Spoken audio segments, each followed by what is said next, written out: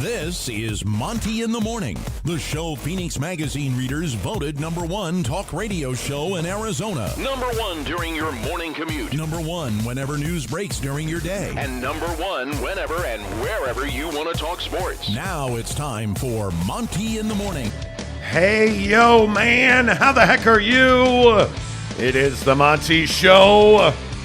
Yes, we are fighting the voice a little bit this morning. We will live. We will make it through because the Jazz swept LA over the weekend. And I love everybody like, are you guys ready to admit it? Admit what? What haven't we admitted already? We'll talk lots of Jazz today. Got to get back to Kyrie Irving. And I guess the biggest question on Kyrie is, are the Nets being too hard on Kyrie Irving? What they're asking him to do is pretty crazy. We'll talk about that coming up. Obviously, BYU and Utah got big wins over the weekend. We'll talk about that. If you're LSU, do you go for the 2-point conversion in overtime to beat Alabama? Well, I mean, obviously, Brian Kelly did. Right. And they did in one of the biggest wins in college football over the weekend. I thought it was one of the best sports weekends that we've had in this town for years. Like, I cannot remember, if I go all the way back to my entirety of life in the great state of Utah, I cannot remember a sports weekend of this quality, like the Jazz sweeping LA. It's so rare that that happens, that the Jazz win 2 games in LA. And then on top of that, you get BYU, and I think it's stunning. I can't believe they won that game. I cannot believe that BYU went to Boise and won on the turf at a place where historically it's very difficult for that team to win. And that Jaren Hall does what Jaren Hall did, and that Utah then absolutely dismantled Arizona. I mean, it's everything you want. It is absolutely everything you want. I can't remember a sports weekend being this good in I don't know how long. Yeah, absolutely. And I think that, I think part of what plays into that is there was a lot to play for. I think, even the Jazz, like a team that obviously doesn't have a lot of expectations this year. It feels like now this question of like, how long can they keep this going? Like, just how far can they go? It seems like on a nightly basis, they are trying to continue to prove themselves. And that's what I think is awesome about where the Jazz are at this year right now. I think, when you look at BYU, I think impressive stuff. I think, there was a lot of questions, obviously, Friday about, like, what would happen if they lost this game? What would happen if, let's say, they got blown out? And the awesome part is we don't have to answer those questions because you went over there, you won the game, and you looked pretty good doing it. And I do have to say, last week and the prior couple weeks where we've had to talk about the defense being awful, while they weren't amazing on Saturday, I felt like they were a bit better, so that was great to see as well. Yeah, I don't know. I think when I look at the Jazz, I think that they are exactly who we've been saying they are. I think that they're a really solid team. I think that the Lakers are not very good at all. By the way, Jazz and Lakers tonight at Vivint. In a late game again. They were 8 o'clock last night, 8:15 tonight. So by the way, I don't know how many people realize this. Every NBA team plays today. They are all off tomorrow for Election Day because the NBA wants to facilitate voting amongst its players. So we'll see about how all that works out. But this is a team I think that is going to be a play-in team. I think this Jazz team is very solid. I think they're very good. I think obviously, we could stop all this talk about the, Donovan Mitchell trade because without Lauri Markkanen and Colin Sexton, this team isn't winning the games that they're winning now, even if Donovan Mitchell is here. So I think you could stop all this conversation about, should the Donovan Mitchell trade have been made? Well, if they don't make that trade, Lauri Markkanen and Colin Sexton aren't here. And I think Colin Sexton is becoming one of the most important players on this team. They don't win that game last night, frankly, without him, in my opinion. Having stayed up late to watch most of that game, you see his value to that team. You also see that Lauri Markkanen doesn't have to score to make an important impact. And by the way, I thought it was really telling last night that this team was still really solid defensively without Jared Vanderbilt, who did not play last night. I thought they were really good. They missed him. There's no doubt this team misses Jared Vanderbilt defensively when he's not in there. There's no doubt about that. But this team, I think the biggest difference is that they are actually very solid defensively. And I think now we're at a point where Jazz fans have to stop obsessing over Quinn Snyder versus Will Hardy. You've got to stop obsessing over the guys who are not here. Stop comparing Quinn Snyder and Will Hardy. And I think it's a ridiculous, really short-sighted take. If you're one of those people who are like, oh, well, if Quinn Snyder was still the coach of this team, well, guess what? He's not the coach of this team. And I think you have to start focusing on Will Hardy and stop this obsession with looking backward now. You have to look forward, because I think this group of players has really become a group of players that you can get behind. This is a group of guys that are really solid, that can play multiple styles of basketball. And I think it's very telling that you found a very, very limited role clearly for Rudy Gay on this team. I think it's very telling that Walker Kessler is getting very prescribed minutes. He's not getting a lot of minutes, and the minutes he's getting are very much, I don't know, certain type of not high leverage minutes. So I think he's getting an opportunity to grow and develop. I'd still like to see more of Agbaji. I think that's the one guy, if I had a complaint, I'd really like to see more of Agbaji getting more critical minutes and seeing what he can do. But you know what? I don't think there's a whole lot to complain about rotationally on this team either. I think Will Hardy's done a really nice job. Yeah, and I thought the Walker Kessler minutes last night specifically were really good. I thought that he comes out, obviously puts his athleticism and his ability to run the floor on full display, and I really like his defensive ability. I think he has great timing when he's going up for blocks. I think he understands space as well, which is nice to see. And I do agree. They're finding a nice way to kind of work him in without overexposing him, which I think, that's always a struggle with young players. How much should I play this guy, to develop him, but I don't want to play him too much where you start getting negative returns, and, you have to start having those conversations too. So, I think Walker Kessler's in a great place, and I think it's great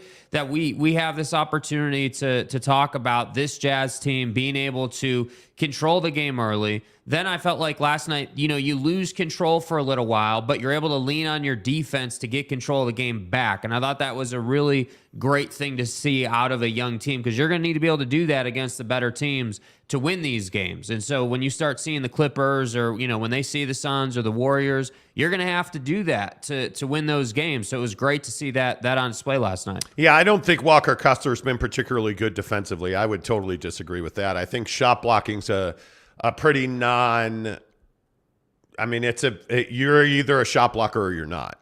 I think some guys are better at it than others, obviously, but I think that's been one of the things he's going to have to learn, is how to defend situationally. I still maintain this team takes way too many fouls at the wrong time, and they're just not necessary. But I think Walker Kessler's upside is that he does run the floor well. I don't think he's been particularly a standout defensively. I think Jared Vanderbilt's been your standout. I also think it's kind of, comparing him to Dennis Rodman is just, I think it's ridiculous. I think Jared Vanderbilt and Dennis Rodman are completely different players. They don't play similarly. Their styles are not similar.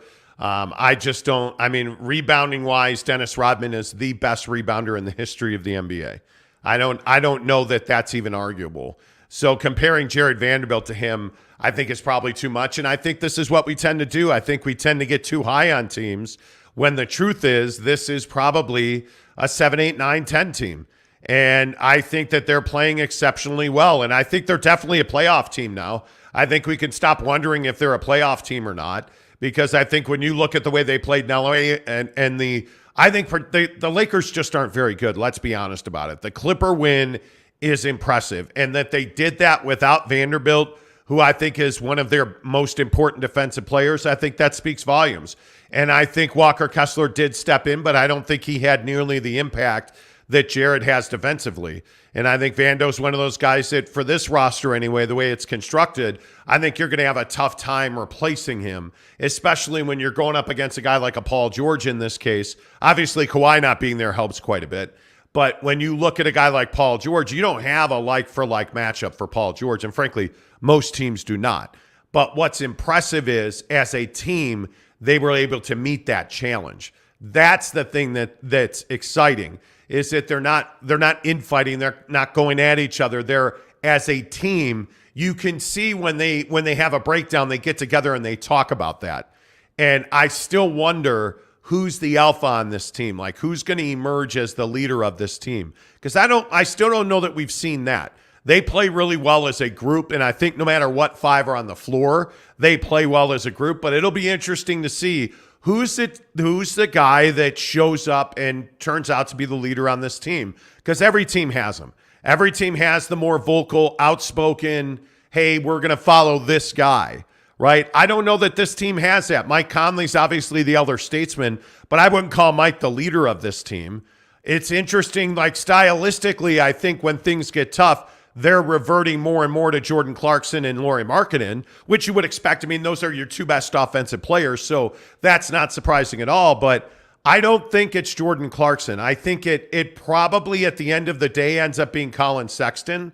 I think Colin is really vocal when he's on the floor. Obviously, he's really aggressive. He was by far, to me, the most impactful player that stood out to me. And when I say impactful, he's the guy who stood out to me most in the two games in LA. Is Colin Sexton. I think his play has really transformed the way this team does business. And I think that's really exciting, because when you look at the construction of this team, whether Jordan Clarkson starts the whole, still maintain, they're going to wind up making a significant trade at the deadline. I don't think they're buyers at the deadline. I think they're happy to be who they are right now. I do not think they're buyers at the deadline, but I think he's a guy that could be moved by the end of the year. I think that'd be a very difficult trade, but Danny Ainge has not shown any hesitancy to make difficult trades, in my opinion. Yeah, 100%. And I think your point about Colin Sexton is spot on. Like, I think that's the hope for him. That's what you want him to turn into, is this guy that, you know, can lead your team. And I think he's done a great job coming off the bench. I mean, you're talking about someone who's given you, 20 plus points a night.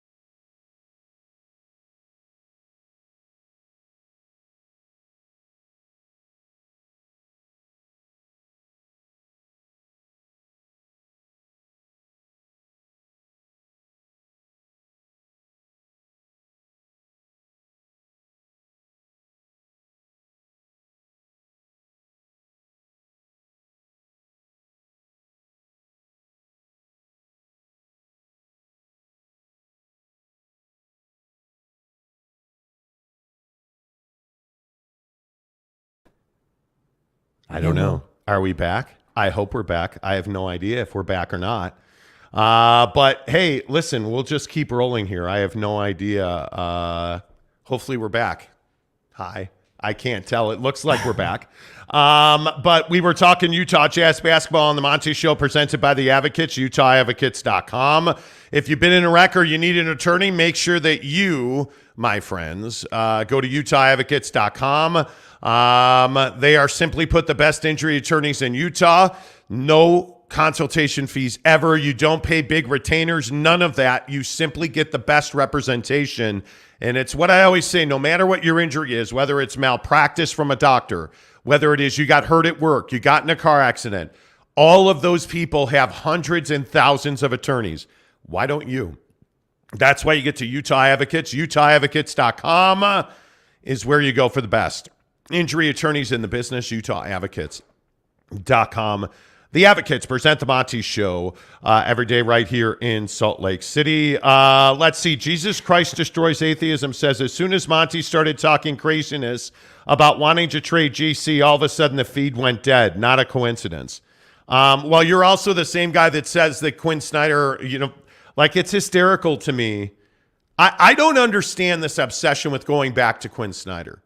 Why do we have to compare Quinn Snyder and Will Hardy? And if somebody wants to explain that to me, I'm wide open to the conversation because I don't understand it. Why do we have this obsession with comparing Will Hardy to Quinn Snyder? Why do we do that? They're two totally different coaches with two totally different rosters. How can you make a comparison to them in any way, shape, or form?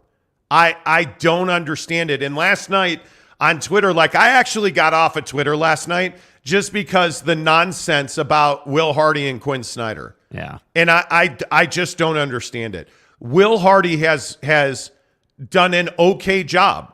Is he the coach of the year? Probably not. We're 10 games into the season, and all of a sudden Will Hardy's the greatest coach ever, and Quinn Snyder's at fault for everything that happened over the last year. Man, I don't understand why is it and it's probably not just Jazz fans. This is probably fans across sports. Why is it that we can't appreciate the contributions of people who were here previously without crushing them and comparing them to the person that's here now? Like, if you're a Jazz fan and you don't appreciate what Quinn Snyder did for this organization, you're not a Jazz fan at all. If you want to rip Quinn Snyder and say that, he's a terrible coach, you're not a Jazz fan.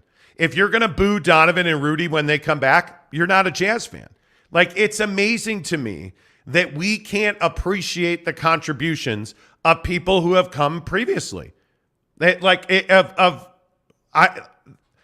never won. You've never won a championship. Yet Quinn Snyder's the guy you point to as a guy who's at fault for that. I've just never understood it, and I won't understand it.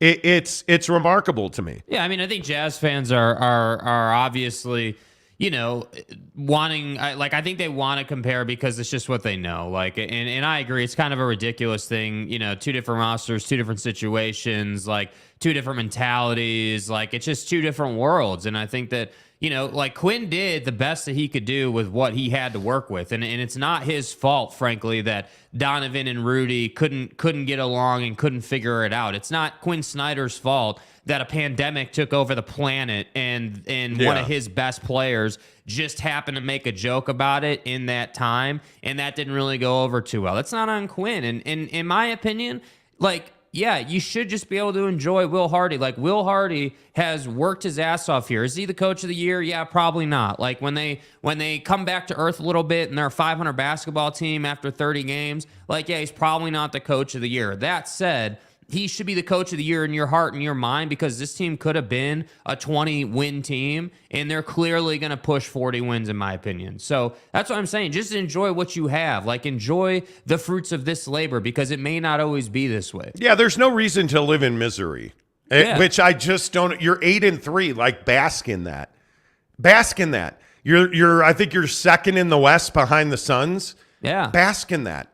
I mean, there's nothing wrong with enjoying the guys that are here without crushing the guys who are not. It's just so short-sighted to keep ripping Quinn Snyder for what the Jazz are doing now. The roster, do you understand? The roster's completely different. Like, Quinn Snyder didn't have Malik Beasley. Quinn Snyder didn't have Colin Sexton and Lauri Markkanen. He didn't have the want to. He didn't have the organic desire that this team has. Yes. I mean, you're a new team playing together. There's no chemistry issue yet. There's no, rising and falling of hierarchy on this roster yet. Like, it's just new. It's a new shiny toy. Play with it. Enjoy it. That's always amazing to me. Are the Jazz going to win a championship this year? No. So you have to do trades necessary to get us to that level. Let's go get it. Yeah, I think you're absolutely going to have to make trades at the deadline. Yeah. I mean, Malik Beasley won't be here, in my opinion. I just don't know why you would keep him. You're not an NBA championship caliber team at this point. And I don't think at any point in the next year, certainly not the rest of this season, but in the next year, you're not going to be an NBA championship caliber team. I think when you look at this roster, you're not going to compete with the Golden State. You're not going to compete with what we've seen from Phoenix, even though I think Cam Johnson's a huge loss for Phoenix. Cam Johnson, their fine shooting guard, their 2-3 combo guy who has been lights out to start this season, is out a prolonged amount of time. He had meniscus damage in his knee that he had repaired. So he's going to be out a while. I think that's a significant loss for them. But I think when we get to the playoffs, I think you're probably going to be a 7, 8, 9, 10 team. You're probably going to be a 35, 40 win team. At this point, that's what I would guess. Those teams are not buyers at the deadline. Those teams are sellers. And if you get a first-round package for Jordan Clarkson, why wouldn't you take that? Why right now does it make sense to keep Jordan Clarkson on your roster? Because he's not a young player, right? He's not going to improve. Your value for him is not going to go up. It's only going to go down. Why would you think about it logically? Do the math on this. Why would you hang on to Jordan Clarkson? Why would you hang on to Malik Beasley? I mean, I think Lauri Markkanen's at a place in his career. You can hang on to that guy. If he's your second or third best player, you're a really good team, right? There's no doubt about that. But right now, he's arguably your best player, which is why you're not a championship contending team. So knowing that you're not a championship contending team, and trust me when I say the guys I talk to at the Jazz have no delusions of grandeur. Everybody over there is thrilled with the way they're playing, but this isn't exactly what they're not expecting to win rings with this roster. I don't think anybody is. So I would expect to be sellers at the deadline. Yeah, absolutely. And I think that, while we're doing all this comparing, like if you're going to be someone who does compare players, like why don't you compare the fact that in the past the old regime would have held on to Joe Ingles way too long, right? Like there is a new leadership group in this front office, obviously, and I would expect Danny Ainge to be able to say, okay, yeah, Jordan Clarkson is definitely playing some of the best basketball that we've seen him play in his career, but that doesn't mean that we should get too loyal to him. That means that we should leverage that for value back. I look at Mike Conley. Mike Conley's never been able to play pick and roll like this with Rudy Gobert, right? Mike Conley's never been able to get the wide open looks from three that he's been able to get, with Lauri Markkanen on the floor instead of Rudy Gobert. Leverage that. I'm not saying that he's their top guy in the list to move, but if someone calls you and says, hey, we got a really strong package, we're the Dallas Mavericks and we want Mike Conley, you got to listen to that. You got to genuinely listen to that phone call. So to me, the timeline before the season for Jazz fans, it was acceptable for it to be a 3-year turnaround, right? That was kind of the timeline we were working with. So I wouldn't come off of that now just because you're 8-2 through your first 10 games. If this was game 20 to 30 and you went 8-2, would you still be saying they're a championship caliber team? This is a small window. You have to understand where they're at. So I agree. You need to be a seller, but let's see what kind of phone calls they get, because that's how that's going to work. Teams across the league are already calling them. These teams are going to know what they want, and it's just a matter of Danny likes the price or not, as usual. Yeah, I think it's going to be interesting to see also how they come out tonight against the Lakers, because this has been a difficult stretch of games. I mean, obviously you played Friday, Sunday, and now you're going to play Monday with voting tomorrow, so the league is off. So you've played a lot of games. You're off Tuesday, you play Wednesday. There's a lot of compact games in here. So it'll be interesting to see, the Lakers are just not great right now. I don't know how else you would even describe their struggles. The Lakers are just not great. And it is shocking how bad that team is. What are they, 2-7, I guess, at this point? They're terrible. And so you would expect to get the win tonight. You would expect to be 9-3. I mean, what is it? I mean, you're -3 at home. 229 is the number on that game. Yeah. So it'll be interesting to see. I don't know. This is a really great time to be a Jazz fan. I mean, they're a fun team to watch. Defensively, they're very good. I mean, they've got to be top half in the NBA defensively. Yep. Which again, I think without Vanderbilt last night, that would have been an easy game to excuse a loss. But to play that well, to get a win without him, I think is exactly right. Yeah, and I think it's best case scenario if you're a Jazz fan. That's why to me, I'm with you on this. Like, it's so perplexing why, as a Jazz fan, you wouldn't just kind of enjoy the ride. Like, just kind of enjoy where you're at right now, because again, I can't help but feel that you could be like Oklahoma City. You could be like what Houston was when John Wall was in Houston. Like, you could be that bad. It could be that you're unenjoyable. Clearly trying to lose games. Yeah. You're not. Taking, but you're not. That's not where you're at. And I think, you combine the idea that they are trying to win games on the floor with the fact that you do have Danny Ainge, someone with a proven track record. Like, just keep that in mind. That's all I'm saying. Like, I understand there's always going to be Jazz fans out there who want to compare, the Quinn and Will Hardy thing or the past to the present. Okay, fine. But what I am saying is don't lose sight of where you are now, because 2 years from now, when you're trying to get to the Western Conference Finals, you'll remember these times and say, yeah, man, they put into work now, and that's why we're able to be here. Yep. Let's see. Michael Harris says Quinn and Will are both great coaches. Different but incredible minds. Yeah, absolutely. Derek says Quinn was and still is great. It just didn't work out last season. Yeah, I think Quinn Snyder last season was largely out of his control. The fate of that team was written at the trade deadline. Sorry, folks, that's what it is. Yeah, they did not get him any help at all at the deadline. In fact, I think they damaged the team more than they helped the team at the deadline. Yeah. Nameless Ghoul says, only player worth booing is Gordon Hayward. As a Jazz fan, he did us dirty. I would agree with that. I would absolutely agree with that.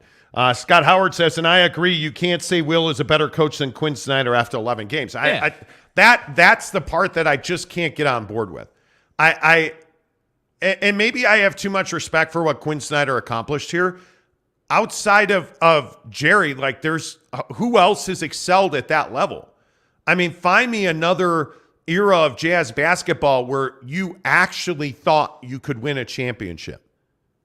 As a fan, you thought you could win a championship. You were excited by Rudy and Don every night. You had a long drought before that. Do we have to talk about Tyrone Corbin? Do we have to go backward? I mean, come on. If we're being real, like come on. Yeah. Todd Boots says, I like the timeout with a few minutes to go to regroup. That was new for the Jazz.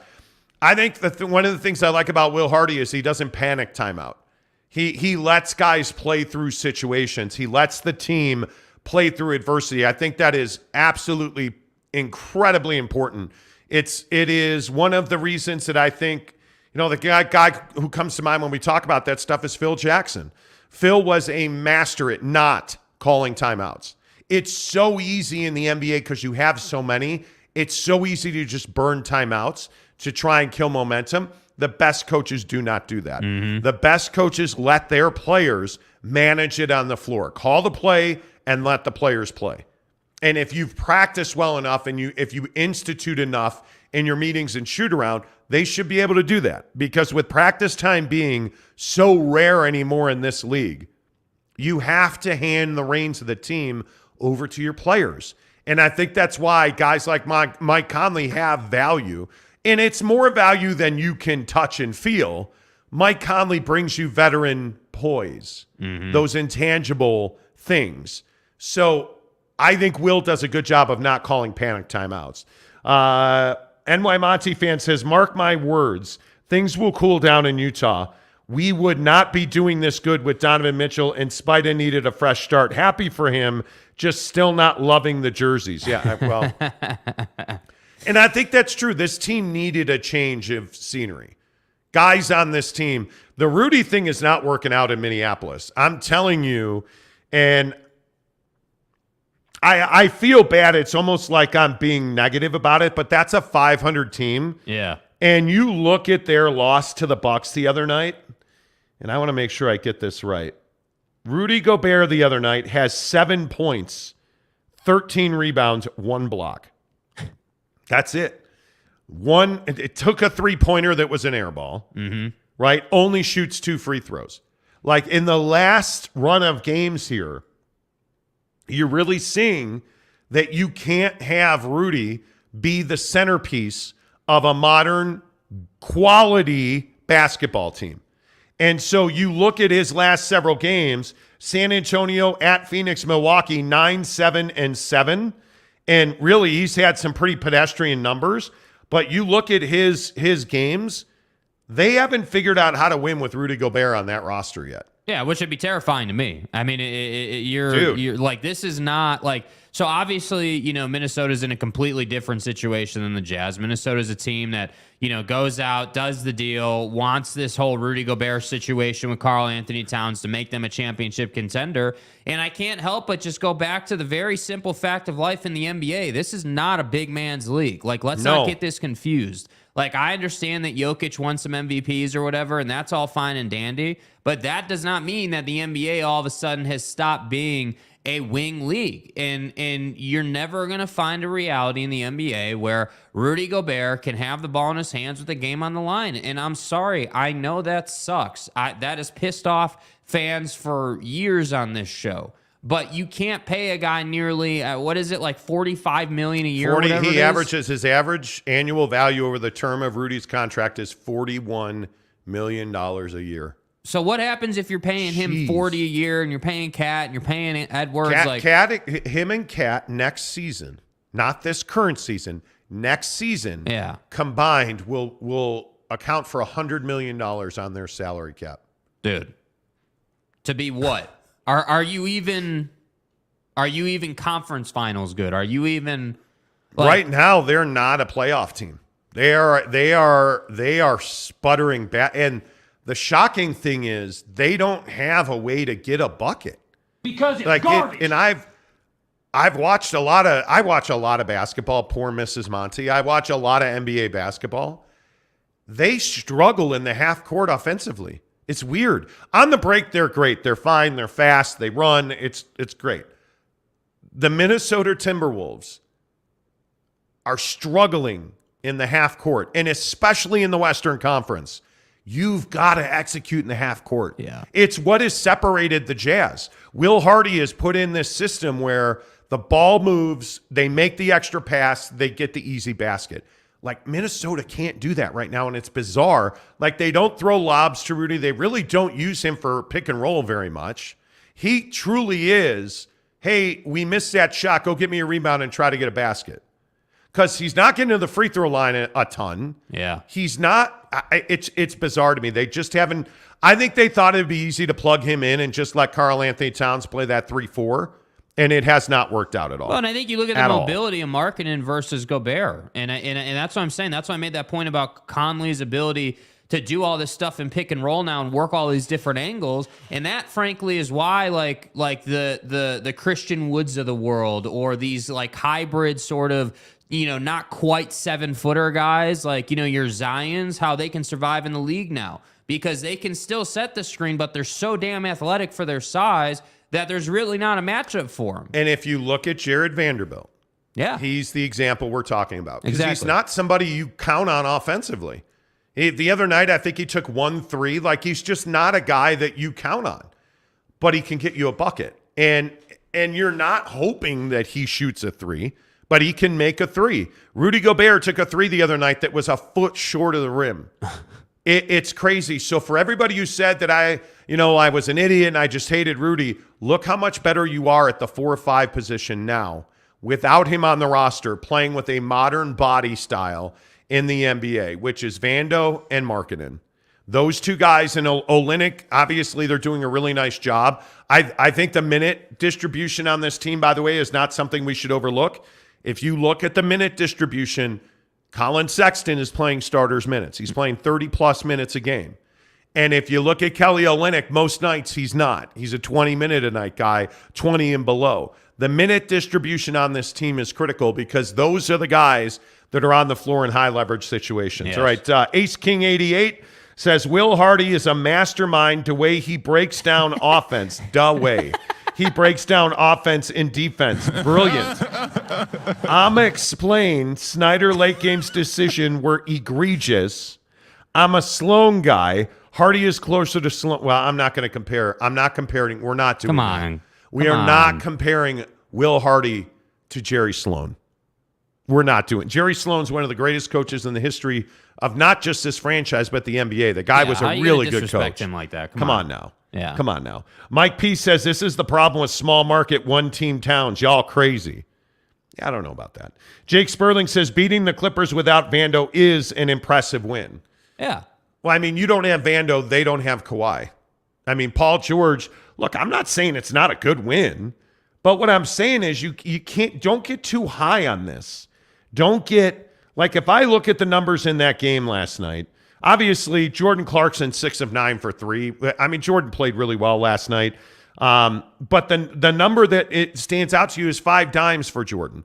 If he's going to shoot 9 threes, go 8 of 15 from the floor, you need assists, you need defense. And he ran hard on defense multiple times, which I appreciate. But you look at some of the other numbers, I mean, they out-rebounded the Clippers 42-32.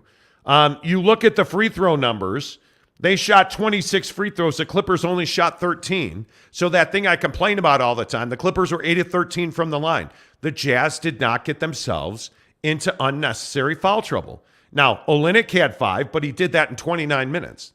So, you know, I think they're evolving as a team.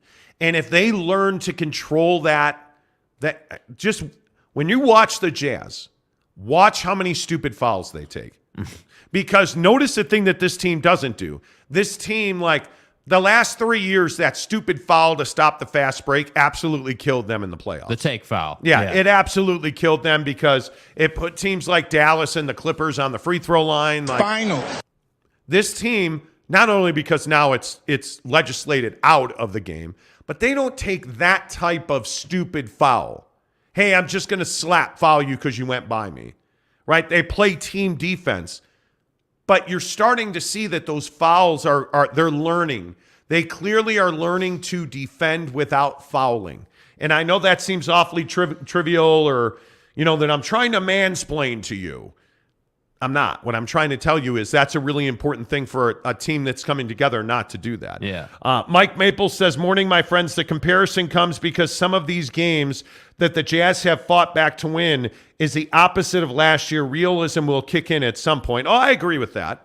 I think the collapse in the fourth quarter last year was a lack of morale.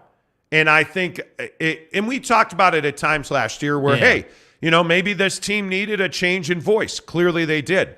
Well, I mean, we don't know because now that team is completely gone. But I think it's such a stark contrast. I mean, you know, that take foul might be the best example you've come up with so far, like about you know, this year's team versus last year's team. Like my opinion is it's a little even more than morale. Like I think this team isn't in those kind of positions, take foul or otherwise. Like they're not behind the transition game, mainly because they're not allowing teams to do that to them. Like even when they miss, you notice that it's like a dogfight to get the rebound. Like they're forcing teams to work hard to rebound. So when you do that, you're not going to be able to outlet to half court in one pass. Like that is why they're able to hold teams down a little bit. And I also think that's why they were able to get control of the game again last night. Like that to me was the best part about last night. Like you did well in the first half, even though Paul George did what he did, which by the way was super fun to watch. Paul George had himself a first half, but in that third quarter, it felt like the game was starting to slip from you. And this team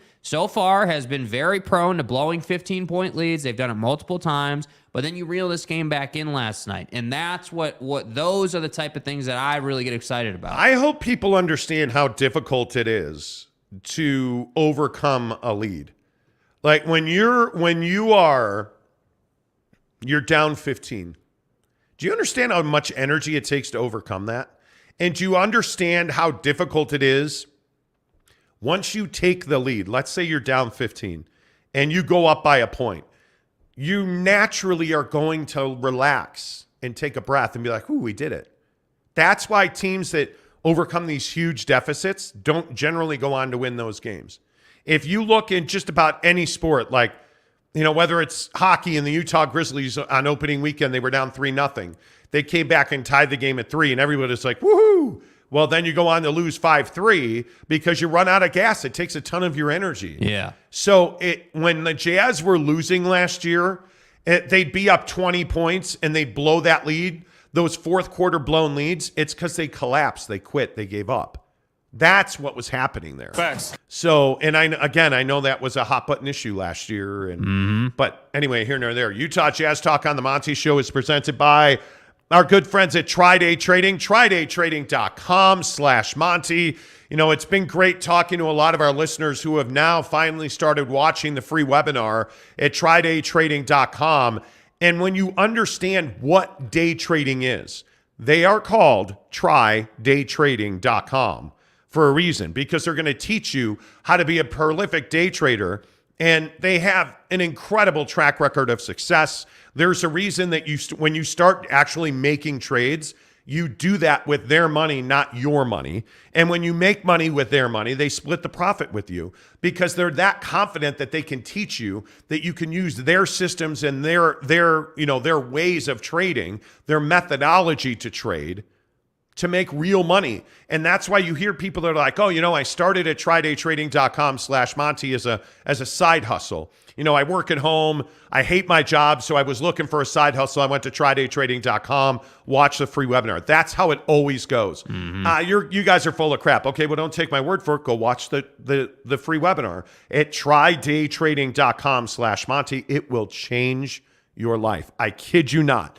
All of the people that I talked to that said, man, I really hated my job. I didn't know what I was going to do. We talked to a guy last week that was at his wit's end and watched that webinar, and now he's in the Tri-Day Trading program. Like all I'm asking you to do is go watch the webinar. It's that powerful. tridaytrading.com/Monty. All you have to do is register. It's free. There's no cost. There's no obligation beyond the webinar. Hey, register for it. Go watch the webinar. Please make sure you tell them you heard about it on the Monty Show. tridaytrading.com/Monty. Go watch the webinars. We talk Utah Jazz basketball, football at 50, presented by our good friends at Papa Murphy's, coming up here in about 9 minutes. Big Gringus says, I was a little befuddled when we gave Rudy that contract. I guess it worked out. Well, no, I guess it didn't work out. What do you mean? It prevented you from winning a championship. Yeah. I mean, think about the difference of, let's just say instead of 30 or 41, he's making 31 on average. What does $10 million get you? I mean, that gets you a really impactful role player. So now if you look at the way this cap is structured now, you don't have that really heavy contract. And the heaviest contract is Mike Conley at 21, but that expires after this year. So I think you're just getting your financial house in order. And I know that there was a lot of consternation, and I cannot tell you how many Jazz listeners were like, I thought you guys were just a-holes and you hated the Jazz and you were just poking the bear. And now I've come around to, the way you guys were talking about it, and it was true. And get your facts straight. The NBA is not hard to diagnose when you take off your fan mask. When you put that Jazz fandom aside and you say to yourself, okay, well, this team's 8-3. Are they going to be buyers or sellers at the deadline? Friends, they're sellers at the deadline. Yeah. They're not buying at the deadline. They're selling at the deadline. Well, you can't trade Jordan Clarkson. Can you take that fan mask off, please? Hey, should we trade Jordan Clarkson at the deadline? Do you want to set up the meeting? Yeah, probably, because he has a ton of value. At this point, who's the all-star on this team at this point? I think there's probably two real candidates, Lauri Markkanen and Colin Sexton. Because I think Colin Sexton is giving you massive production off the bench. He has slid into that sixth-man role quite nicely, right? You're not missing a beat. Is Jordan Clarkson an all-star candidate? Yeah, he probably is. But my guess is if there's going to be a name traded off this roster at the deadline, which, by the way, remember the deadline's before the all-star game this year. Yeah. My guess is it's Jordan Clarkson. So if you're asking me what guy's going to wear a Jazz uniform in the All-Star game, you better consider the trade deadline, which I would have to say Lauri Markkanen's probably your All-Star because he's been awfully good. Yeah. He's the guy you can count on because he can shoot the three, he can get to the basket and get fouled, and he's a really gifted free throw shooter. He has a really smooth stroke. So, if it were me, I would, Yeah. No, I mean, I agree with all of that. And I think that, it's funny how the trade deadline being before the All-Star game really has kind of changed the way teams have to operate. Because, if you remember, the conversation was, who's going to be this team's all-star? Are they going to not burn the team down because they need an all-star? And it's like, no, dude, they completely transformed this team. You clearly have guys on this team who can get it done in the all-star game. And to me, I just don't think you can operate that way. That is one thing I will say. You can't, we have to avoid going to the extremes. It's just a business thing. Jordan's got value. Mike's got value. It's a business decision. That's it, and that's why I say it's just one of those situations where I'm telling you, teams, we've heard that teams are already calling. I'm telling you, they're going to get a 1,001 calls from teams around the league about guys like Jordan Clarkson. I would guess they're going to get calls about Mike. I would guess they would even get calls about Lauri Markkanen. You're going to get calls. I would guess, I think the trade deadline is February 10th. I memorize that because it's the day after my brother's birthday, I'm pretty sure. So come February 10th at 5 o'clock, would you be upset if Jordan Clarkson was on somebody else's roster? If you're a Jazz fan, you should be bummed. You shouldn't be upset. Yeah. Because that means Danny got a big to do.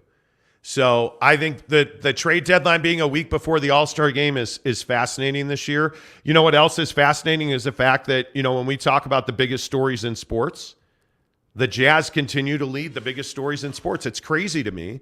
I mean, we had, here this weekend, if you'd asked me before the Jazz game ended last night, I'd have probably said BYU beating Boise would be the biggest story. Huge win. Going to talk about that coming up in 15 minutes at 7 o'clock. But that's a huge win, right?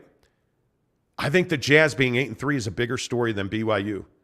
Honest to goodness, I think Utah dismantling Arizona and getting Cam Rising back in the lineup and getting what you got from Jaquindon Jackson, huge story. I think the Jazz sweeping in LA, being 8-3, is a bigger story. I think that the Utah Jazz, as Utah sports fans, they have our hearts and minds. Yeah. That's the biggest thing. I think we're all invested in football. There's no doubt about that. In this state, we all live and die on football. But man, the Jazz are good. The Jazz, dude. You look at who they are. You look at the way they're playing. You look at the names. Again, I just go back to this premise where you have a team that is anonymous. You didn't know the faces. You don't know the uniforms. You don't know the court, right?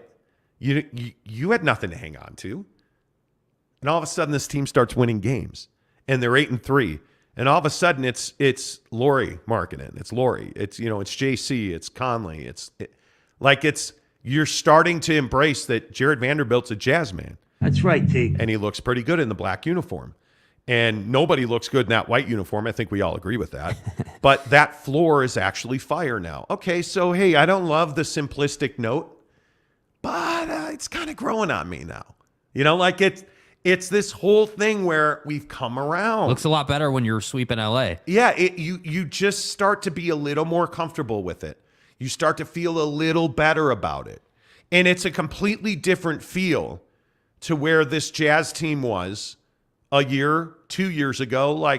When Ryan Smith bought the team, it's just a different feeling team. We're getting somewhere. And now you feel like you're headed in the right direction. That, I think, is the biggest difference. Yeah. That's the biggest difference. Totally. Yeah, Tanner, I agree. Tanner Plummer says winning cures everything. It does cure everything. It just is. It's it allows remarkable. you to feel better. That's just how it works. That's what winning does. That's why it cures everything, because you just feel better. Yep. Jake Sperling says that Lakers team played great for them and the Jazz were still 15 points better. Yeah. Matt, you're wasting LeBron. You're absolutely wasting LeBron. I mean, you watched that I watched the second half of that Cavs-Laker game yesterday at Staples, or excuse me, at Crypto. I can't. It's always going to be Staples. It's always going to be. Yeah. But at Crypto, and LeBron played really well, and they're just wasting him. It's remarkable to me they still have not made that play. It's starting to get around that Donnie is a top 5 player in the league. 31 points. He's averaging 31 points a game, man. I just don't know what else he needs to do. Michael Burton gives us a $5 tip. Thank you, Michael. I appreciate that. If Jazz are 75-win team at the trade deadline, 750 win percentage, I think is what you mean. At the trade deadline, would they still be sellers or buyers? I think you're sellers because you're not a chance. This roster is not going to win a championship. Yeah. They're not. Even if you were 11-0 right now, you're just not. This roster's not going to compete with the Golden States, the Bostons, the Milwaukees. You know, like you're not going to compete with the teams at the top of the West, the Phoenixes. Well, and everyone's going to say, "Oh, well, we're beating these teams now. Oh, well, we're running these teams out the building. We swept LA. Like we're beating these teams. We beat Memphis. Like what do you mean we're not a championship team?" And it's like you got to understand that to win an NBA championship, it's not about what you did in the regular season. I mean, look no further than both, last year with the Suns being the number 1 seed and then the year before with the Jazz being the number 1 seed. That didn't mean a damn thing in the playoffs. And you look at, what you need to win a championship, you got to be able to win 7-game series. You got to be able to win when you're playing the same team over and over again, and they know your weaknesses and strength, and you know theirs. And it's just going to come down to who's a better coach, who calls those timeouts or doesn't call those timeouts, who has better, out-of-bounds plays, like that little stuff. So even if you were, even if you had a 750 winning percentage, I agree, I would still be a seller because you need a bona fide superstar to come to this team to win a championship, and you don't have that yet. This comment right here is dangerous. Not true, Monty. It's heart and belief, so the Jazz can win it all. Listen, man, I'm telling you, if the Jazz win a championship, it's very good for this show. This current incarnation of the Jazz cannot win a championship. And just go back to our track record. I know we have a lot of new listeners on this show. I've covered this league for 30 years. You know it when you see it. You know it when you see it. You know that Boston is a better team.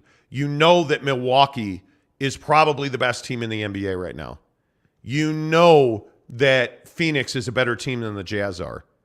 Denver, did anybody see Jamal Murray's reverse dunk on 2 dudes the other night? Denver's a better team than the Jazz are right now. And what happens in a 7-game series is you wind up taking Rudy Gobert to the perimeter. And Terrence Mann takes you to the next round against Rudy Gobert. You pick on the weakest link. You cannot tell me that you stand there right now today after 11 games and believe that you can beat the Golden State Warriors in a 7-game series, that you can beat the Phoenix Suns in a 7-game series, that you can beat the Milwaukee Bucks in a 7-game series. They're not built to do that. Teams will figure out the Jazz. The 3-ball won't go in at the rate it usually goes in. You're going to have a stretch of games where you're going to lose 5 of 7. That's going to happen. So what I'm telling you is, don't care if they win a championship. Just enjoy the ride. Enjoy the ride. That's all you have to do. That's all your job is as a Jazz fan. That and listen to Football at 50, 10 to the hour, every hour on the Monty Show. We bring you the biggest stories in football. We'll get back to the Jazz. BYU coming up in 8 minutes. But I look at a couple stories on Football 50 presented by our good friends at Papa Murphy's Pizza. Use the promo code Monty25 to get 25% off your purchase at $25 or more. Who saw LSU and Alabama in Death Valley? Did you see what Brian Kelly did? That dude's got balls the size of globes because he's tied in overtime after Bryce Young did it not once but twice. Took Alabama down the field like it was nobody's business. Like there wasn't another team on the field. Gets them in the end zone, sends the game to overtime. Alabama scores. So LSU has to score a touchdown. 1 play, touchdown. Brian Kelly going to just kick the extra point? We're going to go to second overtime, right? Nah, bro. He goes for 2. They throw a touchdown to the freshman tight end who a year ago was playing high school football. And they beat Alabama for the biggest win in regular season for LSU. Certainly at Brian Kelly's era. But that was an impressive call, and it's not one that I thought that he would make. Yeah, and I think that, it's funny, like, when you're in Brian Kelly's position and you're, taking over a program and you're newer, I love this mentality of, like, yeah, let's go for it. It's Alabama, right? They came to our place, and they're pushing us to a loss here. We got to do something about it. And I just love the fact that, as you said, he did have balls of steel. He did say, yeah, you know what? Instead of just kicking this extra point and giving Alabama the ball back again, why don't we go for it and be okay if it doesn't work out? Because if it does work out and the freshman does decide to catch the football, we're going to be in a great place. And now, what are they, 7th in the nation now with that victory, I think it was? Yeah, you're 7th in the nation. Alabama's 10th in the nation. Like, you're in a great spot. Like, it's just what sports is about. His name, by the way, is Mason Taylor, the tight end who got it was unbelievable. By the way, Bryce Young is the best quarterback in the country, period. I'm telling you that right now. And I would also like to talk about we, the Notre Dame Fighting Irish. Yeah. Absolutely dismantled Clemson. Absolutely dismantled them. By the way, everybody who said that, Michael Meyer got lucky. Yeah, no, he didn't. Because he did it again. Yeah, you don't get lucky if you're dude. Like, dude is gifted and talented. And while we're on the Clemson topic, I have to say, how long until we can just say Dabo is not in the Nick Saban, Kirby Smart level of coaches? Like, I'm tired of hearing about this guy who plays in one of the worst conferences in college football. Wears me out. Like, and gets absolutely trounced when he shouldn't. Like, I'm just tired of that. And I don't mean to rant like this, but it gets old. Like, clearly, Trevor Lawrence carried you for several years, and now you haven't been the same team since. So I'd like to stop hearing about it until they become an actual college football playoff caliber program regularly. And I think DJ Uiagalelei has disappointed. I mean, there's just no doubt about that at Clemson. I just don't think he's a number one. A guy who clearly is a number one is Tom Brady. Tom Brady eclipses 100,000 passing yards in his career. An absolutely clutch moment as the Bucs beat the Rams. While I was sitting on the couch last night eating some amazing Costco pot pie, and if you haven't had it yet, you're not living well. Yeah. It was amazing watching Tom Brady throw Tommy multiple touchdowns, most of which were dropped because you tried to catch with your face mask. But Tom Brady, 100,000 yards, leads them to a win over the Rams. I just don't know how he's the best professional football player ever. But how is he not the best professional athlete in the history of sports? I mean, the guy has absolutely accomplished everything you want to accomplish. He's got more championships than anybody else. He's got more swag and drip than anybody else. I just don't know how he's not the greatest professional athlete ever. I mean, if you look at the other guys that would even be on that list, guys like Michael Jordan, I don't even know who's the greatest baseball player ever. I mean, that's so difficult to. Yeah. I mean, obviously, we all think it's Ryne Sandberg of the Chicago Cubs. Obviously. I mean, Tom's probably better than Rhino was, Cheater. Anyway, the point is, I think Tom Brady is the greatest professional athlete ever, which is not who Justin Fields is. And everybody got their blood throbbing that Justin Fields ran for 178 yards to break the all-time record that Mike Vick had before him. And let me just ask you a question. As a quarterback, do you need to be able to run to win games? Man, that's tough. The answer is no. Yeah. No, you don't. Am I the only one who noticed that yesterday he was 17 of 28 for 123 yards? Now he threw for 3 touchdowns. He's definitely improving. But is his 178-yard rushing performance impressive enough that you're like, oh, yeah, he's the all-time great? Like, there are fans saying, and analysts on ESPN this morning saying he's the best Bears quarterback of all time. I don't know about all that. I mean, if you want to make a case that maybe he's the most talented, okay, maybe, but not the greatest. What I would say, though, is that as far as the running thing, I think the modern NFL quarterback has to have the ability to run a good bit. You look at the best in the league right now, like your Mahomes and your Josh Allen and, you know, the top guys who are next after Aaron Rodgers and Tom Notice Brady that retire. you're not saying Lamar Jackson.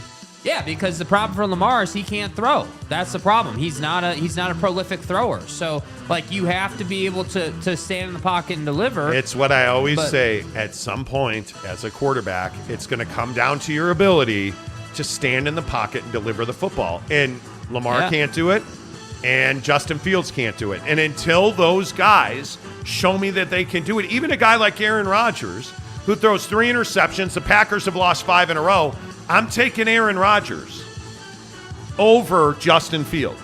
There's no doubt about that. Right. And I'll say it until I'm blue in the face.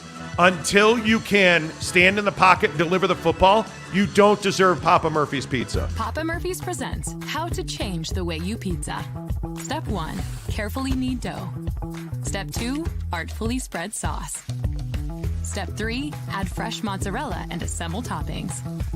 Step 4, realize we already did all that for you, so all you have to do is bake it. For a limited time only, get the Hog Heaven Pizza with Canadian bacon, ground sausage, and crispy bacon. Papa Murphy's, change the way you pizza. Indeedy do. Papa Murphy's. Use the promo code Monty25 to get 25% off your purchase of $25 or more at Papa Murphy's Pizza. And again, I will tell you, download the app. It is absolutely the easiest way to order Papa Murphy's Pizza. And the best thing is, like for Monday Night Football tonight or Monday Home Evening tonight, make sure that you order your pizza right now. Get on your app and do it. Say, hey, I want to pick it up at 4 o'clock. It'll be sitting on the pickup rack waiting for you with your name on it. You walk in. You don't have to talk to anybody. You don't have to touch anybody. You just, hey, man, great. It's paid for. It's made. Pick it up. Make sure that you get the chocolate chip cookie, the take and bake, chocolate chip cookie dough, the s'mores. I would go chocolate chip cookies because the cookie dough is fantastic, but the take and bake s'mores are pretty good as well. But it'll be sitting there on the rack. It's super easy at Papa Murphy's Pizza. The Monty Show presented by the Utah Advocates, UtahAdvocates.com. The best injury attorneys in the business, 701. In a crazy weekend of sports. I see a lot of you commenting on the NFL. It was a great weekend in the NFL. Let's see, McKinley Cutler, always working at the bakery in the morning. Love listening while baking those cookies. What's up, McKinley? Love it. Good to see you, friend. Appreciate you. Brent Burnett says BYU did win without many of their guys. Had to dig deep and believe. Look, coach, take it easy. Take it easy. I mean, the guy we got to talk about, obviously, with BYU, and we will get back to the Jazz coming up at 7:30. The guy we got to talk about with BYU is Jaren Hall. And yes, Puka was amazing. He is, I think he's one of the most underrated, underappreciated wide receivers in all of college football. But the performance that Jaren Hall put in against Boise State is the stuff of legends. And watching that game, and just digesting the importance of every single one of those throws and the decision-making that he made. And I don't know that it's fact, and I don't know that we'll ever know the truth, but I swear I saw him change 2 or 3 of those calls. And I you know what? I don't understand how we are here 2 weeks from Thanksgiving, and we just saw Puka Nacua get a full allotment of play calls for him. And I'm telling you, 2 or 3 of those play calls were changed by Jaren Hall to get Puka Nacua the football. And it paid off. And the reason that I want to talk about Jaren on a Monday morning where we could easily talk about Puka Nacua for an hour on this show, the reason I think we need to talk about Jaren Hall is because he became a BYU legend on the blue turf in Boise on Saturday night. And he did that because he showed leadership, and he showed command, and he showed poise, and he showed the ability to run. He showed the ability to deliver the football in time and space. Did he miss 2-3 throws in the second half? He did. But when the game was on the line, what did he do? He made a perfect throw that required, by the way, a perfect catch out of Puka Nacua because of a terrible, egregious, missed call of a rushing touchdown at the end of the first half. But don't let that stop your joy, because Puka Nacua made one of the most important catches of the modern era of BYU football. Because I think if they lose that game, there's a real chance we're wondering if Kalani Sitake is the coach of the BYU Cougars after this season. Y'all feel me?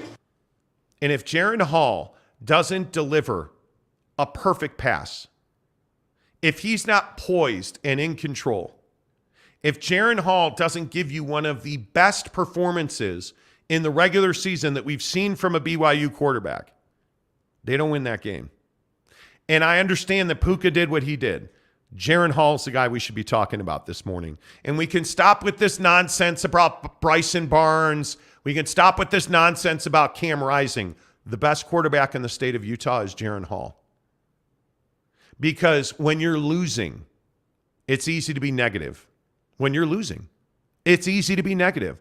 Jaron Hall's not negative. Jaron Hall was positive. He was a leader, and he performed, and I think that's why he's the guy you have to talk about this morning. Yeah, and I think he's absolutely been the centerpiece of what they've been able to put together to get through this really rough stretch. I think this has easily been, and again, obviously I haven't been covering BYU for 20 years or anything, but just in the time that I've been paying attention to the team, like this has obviously been one of the most difficult stretches that Kalani's been through. And I think when you, like this period where you had a guy in Zach Wilson who really performed and did all these great things in the program, and like it was amazing, and the fan base was hyped, and now there's all these big expectations, and then the Big 12 thing gets announced. Now it's like it feels like you got to this next level, but with that next level came a ton of expectations. So when you were, going downhill here and losing game after game, and Tuiaki was embarrassing as a defensive coordinator, and Kalani had to take over that piece,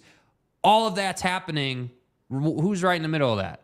Jaron Hall's right in the middle of that. Jaron Hall's always been the guy that says, hey, like, we just got to stay positive. We just got to focus on doing our job. We just got to make sure that we're consistent and staying in our lane. And again, he delivers. And I do agree that talent-wise, he's better than Cam Rising. I think that as a thrower, he's better than Cam Rising. And I think that if he did, because I agree, you can't say definitively, but it did look like he changed a couple of those plays.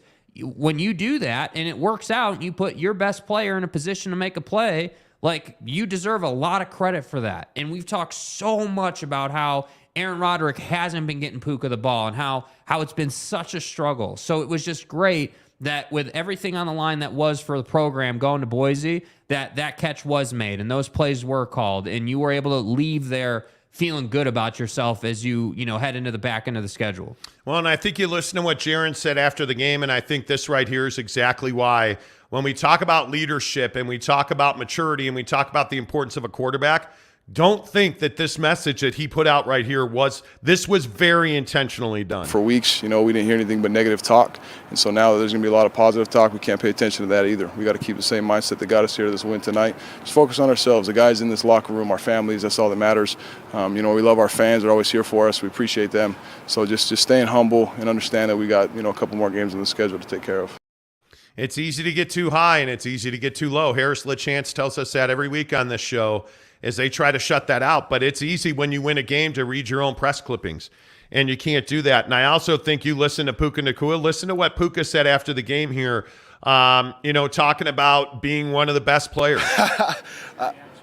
I still got a lot to prove. There are a lot of blocking plays where I didn't, and there are a lot of routes where I could have done a lot better. But we won the game, and that's the end objective. And whatever our team needs me to do, I got to continue to be better. But it was fun to play out there football. Every time the ball comes my way, it's my job to make plays in the run game, pass game, blocking, running routes, trying to score touchdowns. So it was that was a great game of football all around for us.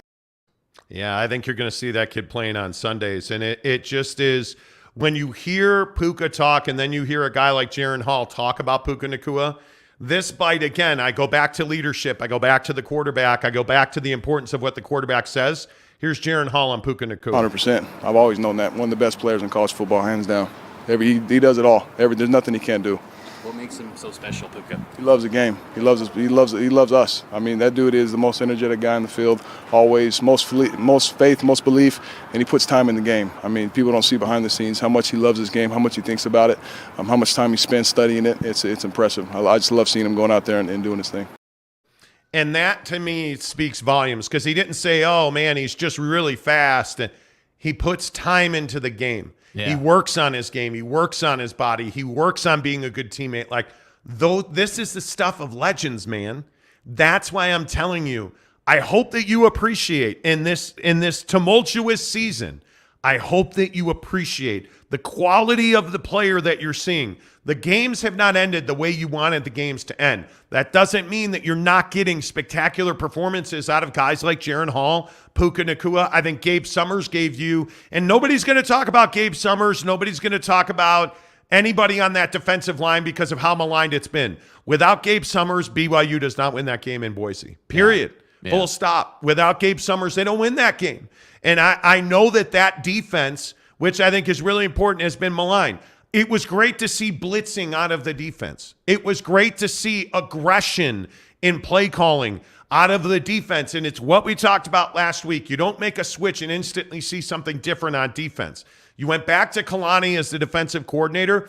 Now we had some time. Now we got to install some packages. Now we can see some blitzing and aggression out of the linebackers. We can see some stunting on the defensive line. Now into a bye week. What did Kalani say? What Kalani said was the bye week's really important. Just trying to play fundamental sound football. That's what we're trying to do. I think we didn't miss as many tackles as before, and I think some of the big plays happened because we missed tackles, and we're just going to keep working on that. We have a bye week now next week, and so we have to use that week to get better in the fundamentals, and then just keep working hard. That's the goal. Yeah. That's the goal. They're on a bye now. And it feels good to finally be here, I feel like, for the program. Like 10 weeks in a row of just like ass kicking. Yeah, the schedule did not do you any favors. I mean, there's no doubt about it. Yeah. You know, I think it's one of those things that is very difficult. And the tough thing this morning is that you have a Utah team that absolutely dismantled Arizona. Yeah. And I mean at half speed. Utah, if you watched any of that game, Utah really was not their best, not close to their best. Like that Ute team that you saw on the field was not stellar. And they dismantled Arizona. And I will again say, hear my words on this. The next great Barton has arrived. Lander Barton is a stud. That kid, before it's said and done, is going to be one of the best linebackers in the country. And he will play on Sundays, and he will be better than any of the Bartons that came before him. And isn't it funny how that works? He's right? just, yeah, I mean, he is.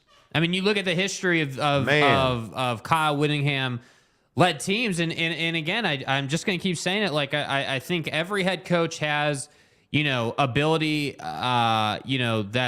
that's really channeled into one area of the football team. So, like, Kyle Whittingham is a defensive-minded head coach, right? And so he's always got, like, a Barton, or he's always got, some stud in the linebacker core, and typically he's got a big time cornerback or safety like a Clark Phillips. Like, he's always got guys. And I think that to me is, again, like this morning when we're talking about BYU and Utah, like I think that the character of these two teams was on full display. Like, yeah, Utah wasn't their best, and they still torched what is a P5 Pac-12 team. Like, whatever you think about Arizona. And I think, obviously, the Boise win for BYU is a massive character win. They're not going to any great bowl game. Like, right now, they're projected to play in the New Mexico Bowl. Great. Like, who cares? But the point is that you could have easily gone to Boise and died on the blue turf. And you didn't. And you did have these great plays, and Jaron is able to talk after the game, and Puka, is able to talk. And I don't know. It was just like you started the show last hour by saying this is one of the best sports weekends that we've had in the state of Utah in a really long time. And I really think that's the best way to characterize it. Because no matter who your team is, right, whether you're a Utah guy or a BYU guy or whatever, right, you had a great weekend. And I think we can't skip over that fact on a great Monday. No, I agree. The Monty Show presented by the Advocates, UtahAdvocates.com.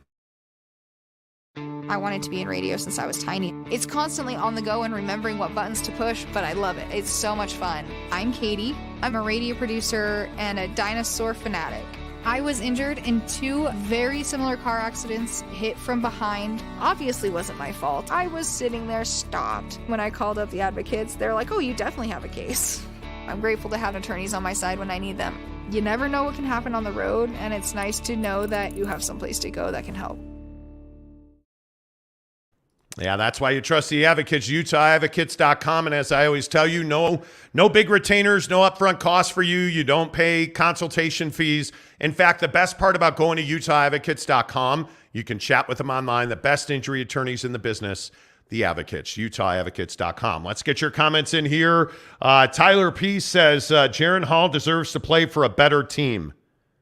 I think Jaron Hall deserves to play wherever he wants to play. And I think Jaron Hall wants to play at BYU. And listen, I understand why Utah fans will be upset. I mean, you, again, at half speed, you dismantled Arizona, and BYU's the bigger story. And I'm not trying to be a jerk about it. I just think this tells you the gravitational pull of BYU football. I mean, as in a town where football is king, I think BYU is always going to be the big story. But I think that comment, like, hey, Jaron deserves to play for a better team. The problem is not that you're entirely wrong, because it'd be great to see Jaron Hall play for Alabama or Georgia or something ridiculous like that. The problem with that, though, is that there is no other team like BYU. Like that or hate that, like, that's the truth of the matter. There is not another team, in my opinion, that has the feel and, like, the culture and, like, just how it goes. Like, the experience you get at BYU is different. And, again, we're not, like, I'm not a BYU fan. Like, I'm not even from Utah. Right? I'm just simply telling you that, like, you can, like, they may not be the best team in the country, but there's a reason Jaron Hall wants to be a Cougar. Like, that's just as simple as it is. Well, and I also think there's a high level of apathy from Utah fans. I think there is a high level of apathy. We've had Utah fans tell us repeatedly, well, this is how our season goes. We'll lose a game we shouldn't lose, and we'll win all the big games, and we never get there. Well, you got there last year, and you have everything you want in front of you. You beat Oregon, everything's on the table, right? Because don't forget, USC and UCLA are going to play. If you're a Ute fan, you are now a USC fan, because you want USC to beat UCLA, and you just look at the way this conference is set up. There's no reason that Utah can't get everything it wants out of this season. You got to go to Oregon and win, which is a very difficult thing now. Greg Hawkins says, I feel great about this BYU team personally. I know you do. He also says, anytime BYU loses at least 6 games, it's a good time for me. Yes, it is. Jeremy Bolton says, whoa. Did you just say something positive about BYU? What's next? Ranch over blue cheese, Greg Hawkins? He didn't say something. It was a backhanded compliment. It wasn't positive. It wasn't. BYU was screwed as an independent, but doesn't mean we can't cheer for our team when they win anyways. Big 12 is a real win, which is coming soon. I will disagree with BYU fans on independence until the day I die, which could be today. I'm just telling you that you weren't screwed as an independent. You weren't. You knew what the job was, and the job was very difficult. And this year you didn't do the job as an independent. So you're going to be bowl eligible. You're probably going to wind up in the Las Vegas Bowl, depending on where Utah goes. Yeah. You know, let's see where you end up. Let's see what invitations you get. You know, I mean, I know you're contractually obligated to a couple of really not great bowls, but we'll see. We'll see. Josh Lovren says the negative noise has been warranted this year with BYU. Yeah, to a certain extent. I would agree with that. Gage Carter says, Jeremy, how does Cam Rising suck? Yeah, I don't think anybody seriously thinks that Cam Rising sucks. Yeah. I think the rhetoric from Utah fans that Jaron Hall's not as good as Bryson Barnes is embarrassing. I mean, for Utah fan, because a lot of Utah fans are like, oh, Bryson Barnes is better. You don't. That's a joke. Come on. Brett Burnett says BYU wins, they make some happy. And when they lose, they make Greg happy. That's exactly right. Boyd Lake says the Nakua's energy has been the lifeblood of BYU for as long as they have been there. Yeah. I mean, Puka, he pushes that team forward. There's absolutely no doubt about that. He pushes that team forward. Cam Harrison, BYU winning the Pac-12 last year and now the Mountain West this year. LOL. Seriously. Seriously. Tyler P. says Jared Hall deserves to play for a better team. I read that one already. Note that his helmet is a Utah. Right. Brett Burnett says, I like it when all teams in Utah win. It's pretty rare. Although, yeah, we don't need to talk about Weber. It's fine. It's fine. No comment. It's fine. Tanner says, not going to lie, BYU kind of wasted Puka's talent this year. Well, wasted his talent? I mean, the injury wasted his talent. So we'll say. But again, yeah, no, we're going to be positive about. Yeah. The defense played a good game. Great to see, Boyd Lake says. I would agree with that. Brett Burnett says, true, Tanner, but that happens. A lot of teams losing seasons happen. They do. They do. And I think, that was kind of what we talked about Friday is is this a thing where Kalani, we need to start talking about Kalani losing his job? Or is this a thing where you're having a down season mainly because your injury report is full of all of your workhorses? And that to me is what annoyed me about that injury report. It's like, dude, you gotta roll over this strength and conditioning staff. You gotta figure out what the hell is going on with this injury thing, because wasting talent like Puka Nacua is insane. Again, let's not forget, you rolled out in game 1 on the road with a Puka Nacua 70-yard play. That's how you started your season. That's what dude is capable of, and you're not able to use him because he's hurt so much. And I don't know, it's just again, not to be negative, but I have to imagine for Kalani, when you're looking at your situation, you're like, damn, dude, dude getting hurt is out of my control. What am I supposed to do about that? That's not a great place to be as a football coach. So I tend to feel like, hey, yeah, this was a down year, but I also think that the strength and conditioning thing is real, and you need to figure out what you're going to do about that. Yeah, and I don't know how you fix that. I don't know if that is. I think there is a systematic issue at BYU, and I think there are a lot of things. And listen, man, I know it's Victory Monday all the way around in this town, but the dysfunction in the administration at BYU between the revenue generating machine and the football machine do not talk to each other, and they do not mesh well. They do not. I mean, middle management at BYU is a mess. Facts. And it's going to keep. My fear for BYU fan is that it keeps you from winning at on a high level in the Big 12. Because I just see it and hear about it all the time. The Night Guy says Kyler Murray's overrated. Yes, he is. Dude. Yes, he is.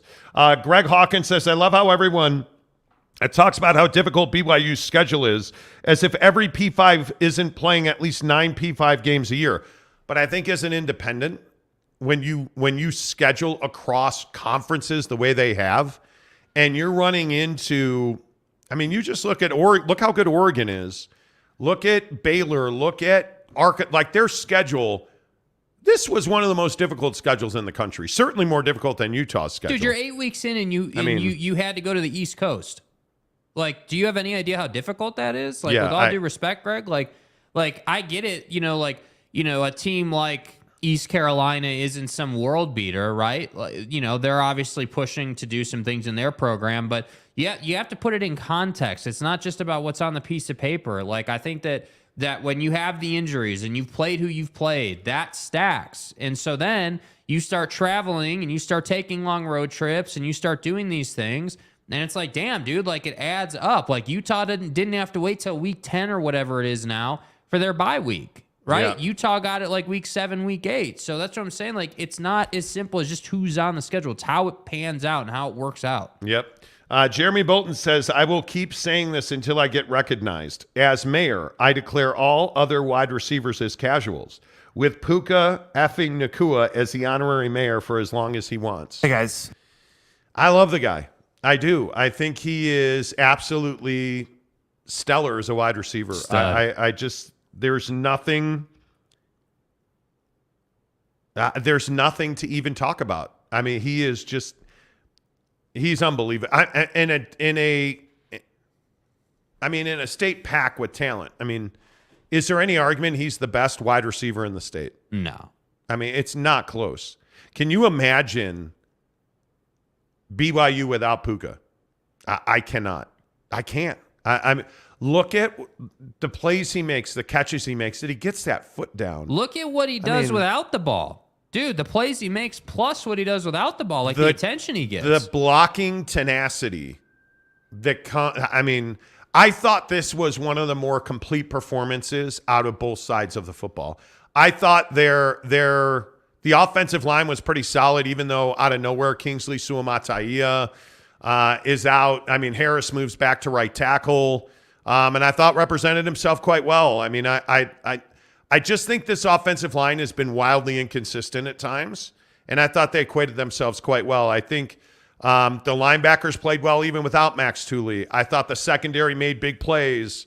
I mean, it was just a good win for BYU. Yeah. Absolutely, it was a good win for BYU. Tyler P. says 2 weeks from now, Utah at Oregon and USC versus UCLA will tell the tale. Yep. There's real questions about USC. I mean, their offense is. I mean, they were without their two best wide receivers. I mean, let's make sure we say that. I mean, USC's got injuries as well, but I think what you're seeing is the Pac-12 is starting to feast on itself. Like it is. The big boys are all running into each other now, and this is what you love about November football, right, Tyler? I mean, Utah and Oregon with USC and UCLA. With the conference on the line. I mean, it's unbelievable football. It's so good. And it's why I always say, like, you cannot put Utah on the Pac-12 network. Yeah. It hurts their ability to be ranked where they should be ranked because nobody has access to it. Nobody. Yeah. So you can't have the Utah game. That's got to be an ESPN, ABC, or Fox game. Has to be. How is BYU and Boise on FS2? And you're on Pac-12 network where nobody can see you. It's crazy, man. And yet nobody will recognize that Utah was without some of its most important players, and you dismantled Arizona. You dismantled them. And the sad thing is that I think Utah is undervalued now with what they were able to do at Washington. You go to the Palouse and you roll out Bryson Barnes in a game where Fox doesn't even send the announcers. That's fucking interesting, man. How many people are watching that game on FS1 on a Thursday night? And I'm being serious. Yeah, like it's a great point. How is that where your game is? I feel like the bar is like it's a great point. Like, dude, Utah is so proficient at winning that they're gonna suit up their starter. They're gonna push it all the way to the starting offensive huddle, and then Bryson Barnes is just gonna trot his little self out there. Oh yeah, don't worry about it. We're just gonna still win this game. And if they had sent the crew from, and I know most people know this story. Yeah. Here on the Monty Show, presented by the Advocates, UtahAdvocates.com. I know most people know this story. Fox Sports did not have their announcers travel to Pullman to call that game. They had them in a studio in Los Angeles in front of a green screen calling that game. So they didn't know that Cam wasn't going to play. And they blamed Utah for hiding the injury. And it forced Kyle Whittingham to come out and say, well, hey, Jackalope, if you had traveled your announcers and had a sideline reporter here, you'd have known that he wasn't going to play, that he pulled himself out. You'd have known that me, bro. before kickoff. But they didn't, so they didn't. I'm telling you, it's Thursday night. It's Pullman on FS2 or FS1, against the NFL. Nobody watched that game. Nobody watched that game. And it's really unfortunate because I think it hurts Utah. To have Utah on the Pac-12 network against Arizona hurts Utah. That said, though, still got Oregon. And you can still do what you want and get to where you want to go. Yeah, it's just incredibly frustrating. Yeah. It's incredibly frustrating is what I would say. Brett Burnett says BYU Goodwin was a win that they needed. Relief. Oh, relief for sure. Arlington Bear says Puka makes us say Gunner who? Well, and sadly, Gunner just can't get on the field because Gunner Romney is a guy that is if you had Gunner, Chase, and Puka on the field together consistently, how much better is Isaac Rex? How much more lethal is Isaac Rex? How much and furthermore, if you were able to run bunch sets where you ran 4 wide receiver sets with Puka, Gunner, Chase, and Cody Epps, how much better is Jaron Hall? Yeah. But you can't keep these guys healthy. And you're losing, you essentially haven't had Gunner all year, even though he's played here and there. You haven't had him all year. Cody Epps is now out for the year. Isaac Rex, the interception off of his hands is unfathomable. The disappointment, and I know he's a good dude, and everybody gets on me when I say this. Isaac Rex has been an incredible disappointment this year. He just has been. Yeah. And when you lose the guy that quit on the team, whose name I will never say again, when you lose the guy that quit on the team after 3 weeks, Isaac Rex should have been far more of an option. But it's a guy like a Cosper, and it makes it even more mind-numbing that you're not giving the ball to Puka as much as humanly possible. And again, I will say, I'm telling you, Jaron changed several of those plays to get Puka the football. M. Morris says Pack is still overrated. No, it's not. It's actually underrated, in my opinion. Salty Drunk says, okay, granted BYU had a win. Does that mean the entire show is dedicated to them? Well, actually, the entire show hasn't been about BYU, and we're not behind schedule. We've talked about BYU for 29 minutes out of 90 minutes, and that's too much for you. Well, hey, man, good to see you. Pack just isn't noticed. Play in a time zone unfavorable. Could be. You need a better distribution deal. It's that simple. You're just not on enough people on their TVs enough, in my mind. CJ Vance says, what's up, guy? Good morning. Go Cougs. Absolutely. What's up, CJ?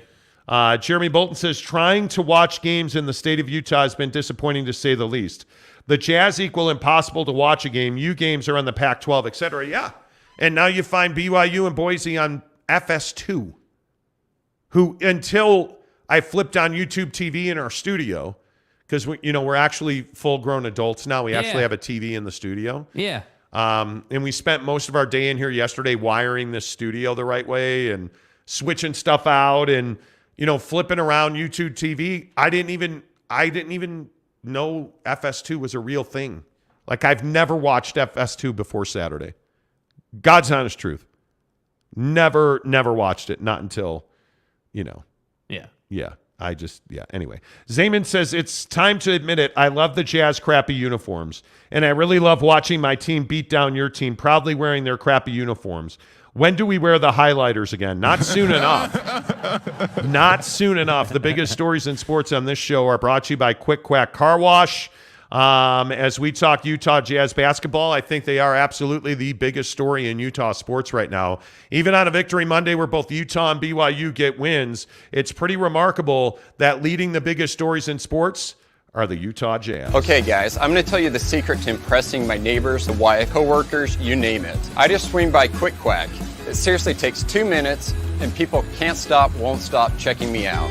Getting a clean car is definitely my best life hack. Kids are messy, camping's dirty, but my truck sure isn't. Yeah, it's not dirty when you go to Quick Quack Car Wash. Again, having driven to, by the way, I did not go up to Evanston yesterday. We are not giving away lotto tickets. Everybody's asking us, did you guys see that the Powerball jackpot this morning is $1.9 billion? The payout, cash payout, the cash option, where you take a lump sum payment, I believe is $962 million. Damn. $962 million. I mean, dude, I'm just telling you. And again, if nobody wins it tonight, maybe we'll do it again. Because if it's $1.9 billion now, and I should double check this, but if it's, I believe that's correct. If it's $1.9 billion now, you would figure that it would be $2.3 billion. Dude. Which would be unreal, unthinkable that you could. Has it ever been that much? Get to the, no, this is the largest jackpot ever. Yeah. It is the largest jackpot ever. The cash value is estimated to be $929 million. Unreal. Dude. Nobody has won since August 3rd. So, yeah, man, like, this is crazy time now. Yeah, I don't even know, like, where you – I mean, obviously every time, the Powerball comes up and it's got a huge jackpot, the first question is like, oh, what would you do if you won? And it's like, dude, what wouldn't you do if you won at this point? Like, you know what I would do? I would do anything I want. Honest to goodness, I'd do anything I want. If I'm walking away, and let's say after cash, you're walking away with, I think it was $697 million. Yeah. After taxes. If I'm walking away with $697 million, I'm buying some kind of franchise. I don't know what it is, but I'd probably be an owner, and I would probably invest most of it.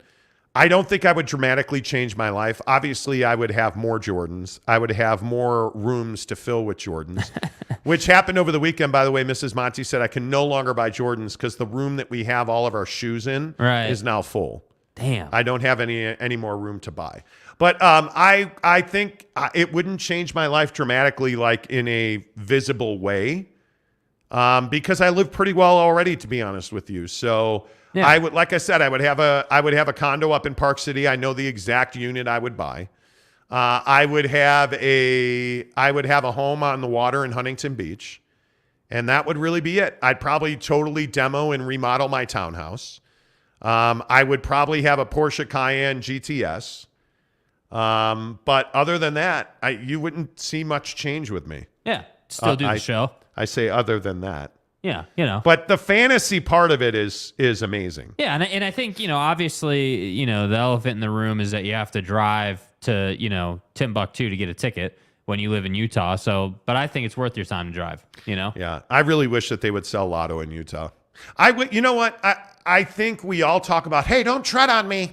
Don't tread on me. Unless it's the Lotto or sports gambling. Then you can tread all over me. Like, are you serious? Yeah. You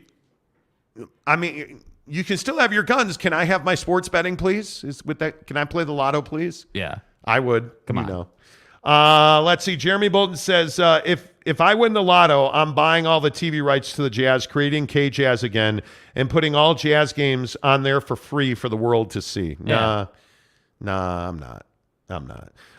Monty, have you heard anything about San Diego State to the Pac-12? I think the biggest issue right now is that there are these clauses that ESPN's putting in contracts. And I think we've seen it across multiple sports now. It's in the SEC contract, as it turns out. It's in this Big 12 agreement that's yet to be signed. If your average AAV per school is $10 and you add a Power 5 school, they're going to give you $10 more for that Power 5 school. The problem is San Diego State's not a Power 5 school. Yeah. So it will cost a conference money to add San Diego State. And I think, this thing with the Pac-12 is interesting because I do think, and this is a tomorrow topic, by the way. Yeah. Not a now topic, but I think it's a streaming league. I think the Pac-12 I think their biggest games are going to be in a stream. I shouldn't say that. How should I phrase this? I think there's a chance the biggest games in the Pac-12 could be on a stream and not on a TV. I think that on an ESPN because remember, ESPN's got streaming rights for the SEC and now they're about to have them for the Big 12. So those third tier rights are no longer a thing. Mm-hmm. Those belong to ESPN. So what is the Pac-12 going to do?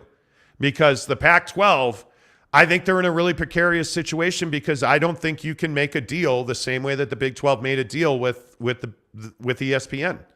Because if ESPN makes the same deal with the Pac-12, the Pac-12's screwed. Because there's no way to go back out and go and get more money.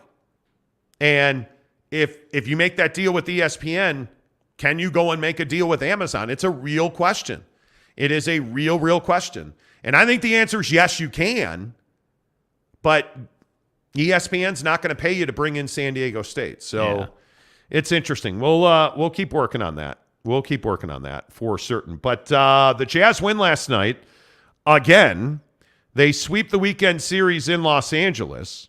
And now the question has to be asked, are the Utah Jazz a legit playoff contender in the West? And I think they absolutely are. And I think one of the more interesting parts about this Utah Jazz team is the way that they have become this contender in the West is with defense and ball movement. And it is very interesting that this team, it's not uncommon for this team to take 43s a game. And I think if you look at this team on their best nights, you're seeing ball movement that leads to an open look. And how many big shots has Malik Beasley hit? And this is why we were telling you in the summer and in the offseason after that Rudy trade, Malik Beasley's been in demand, and playoff teams are calling the Jazz on Malik Beasley. I do not think that he will be here the entire season. I continue to hear, I was talking to a guy on Saturday night about the Jazz and Jazz trades. I continue to hear Jordan Clarkson and Malik Beasley are two guys that NBA teams are calling about. And I would not be surprised to see Malik Beasley and Jordan Clarkson in trade talks. I don't know that Ryan Smith has an appetite to trade Jordan Clarkson.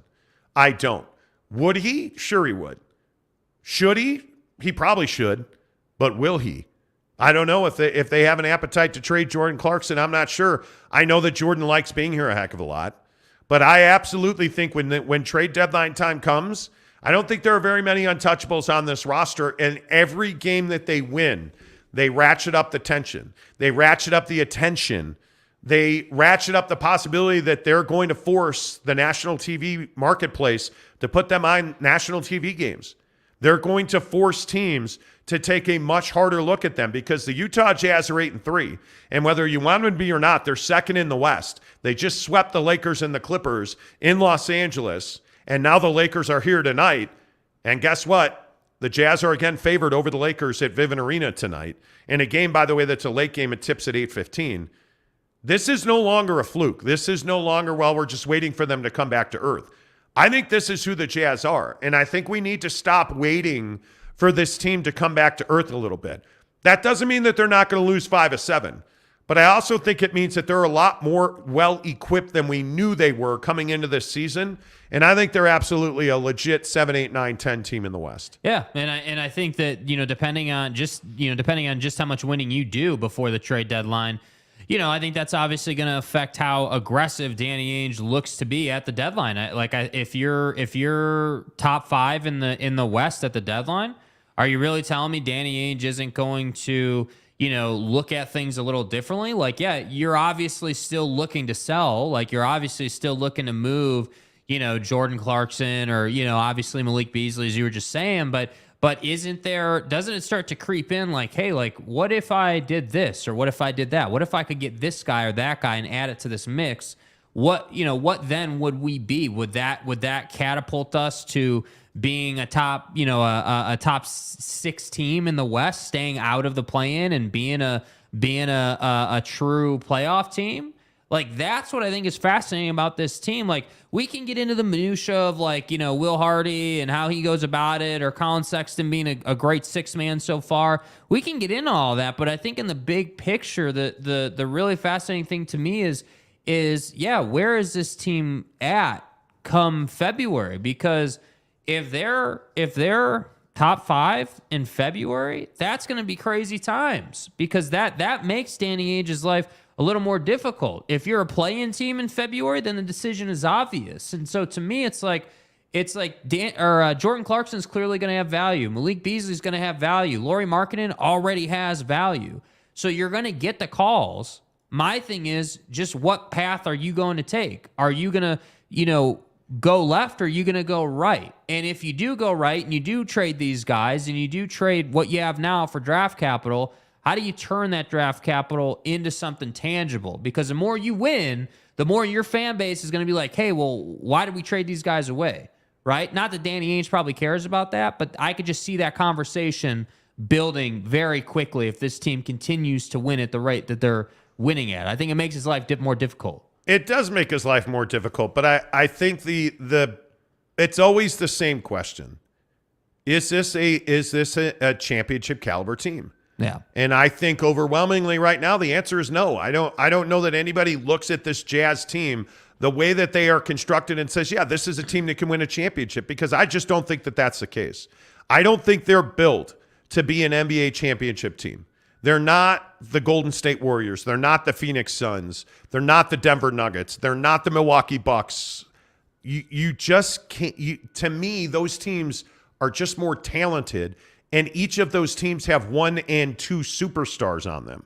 Like, I don't know how if you're Golden State, you're playing as poorly as you are, but I wouldn't expect that to continue. I look at the East. Let's say somehow the Jazz come out of the West and they win the Western Conference Finals.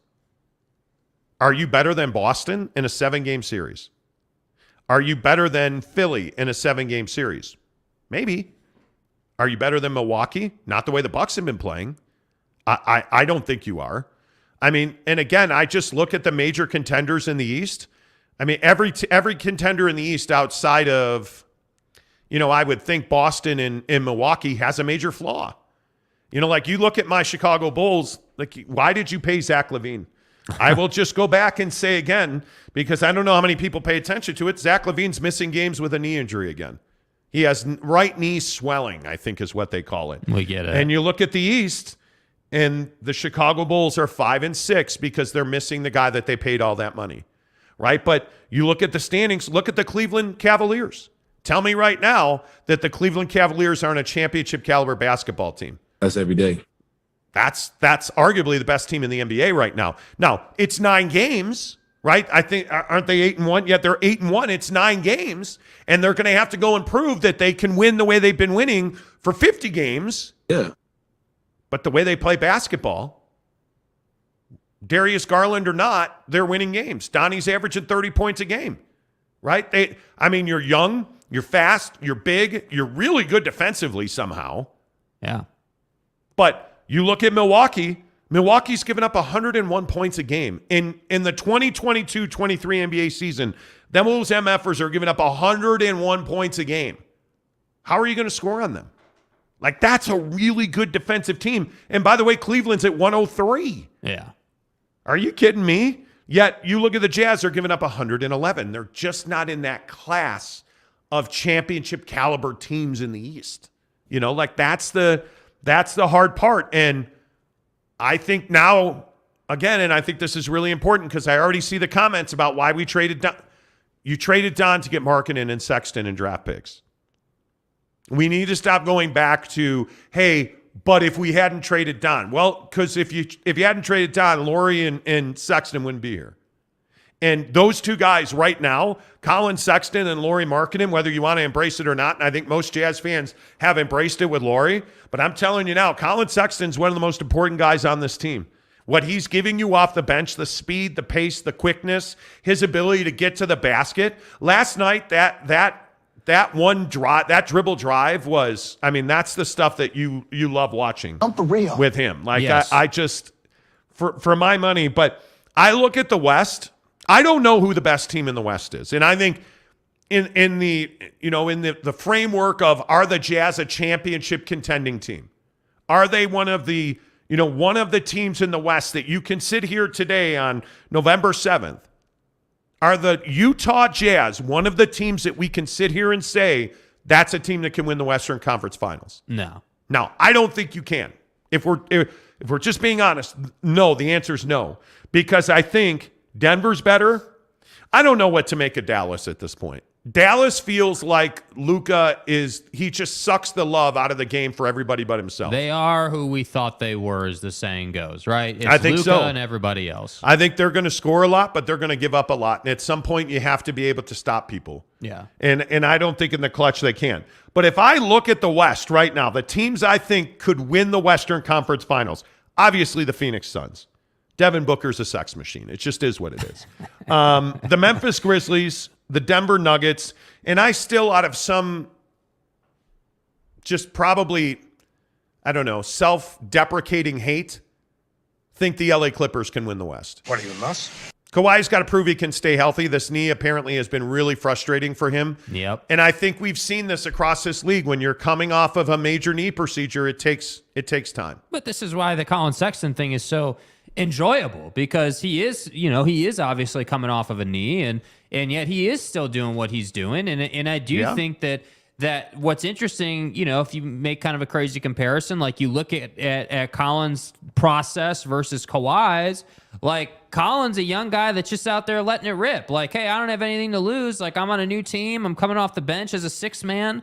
My team needs me. Like, let's just go and do this thing. And it's like Kawhi is notorious for being Mr. Load Management, Mr. I need to miss all these games, and I got to make sure I only play like 20 minutes a night. And, like, that's who he's always been. So I don't know. I just, they're not a championship caliber team, very clearly. But I think it just plays on the emotional strings of fans when you're able to beat the Clippers, or you're able to run the Lakers out of the building, or you're able to make Luka's life really difficult. You're able to, like, the Memphis wins were crazy because you beat them without Ja, you beat them with Ja, and you're like, damn, like, how far can this team go? That's what I think people are having trouble with. But you have to be able to see that. That's a regular season game. That's not a 7-game series where a team and a head coach and an organization is going to pick you apart. That's what makes 7-game series so difficult, is they're going to say, okay, yeah, we know that Vando can't shoot the three at a really high clip, so we're going to sag off of him, and we're going to do this, and we're going to do that. Like, you're just catching teams on a nightly basis right now. So, again, just enjoy the ride. That's true. Like, enjoy the ride. Yeah, you just got to enjoy the ride. I don't know. Jake Dane says, Clippers, that's a bad take, LOL. Well, if Kawhi's healthy, I think they're the best team in the West. Dude, Paul George was terrorizing the Jazz last night. Can we just get that out there? Like what he did in the first half was ridiculous. I know Jazz fans hate him, but they're a 500 team without their best player. And listen, I understand that they're beating teams like Houston, and, well, that's all well and good. But I look at that team, and I just again point to you that the Clippers did not have John Wall, right? The Clippers did not have Kawhi Leonard if you put those two guys in the lineup full time, right? But you look at Paul George last night, 5 of 14 from three, and he still scores 34 points.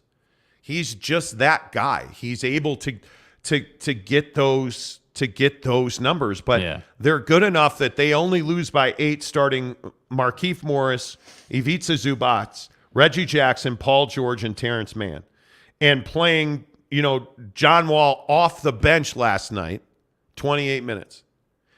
He's coming off the bench for them. Yeah, playing 28 minutes. So you don't have him as a starter. You have him off the bench.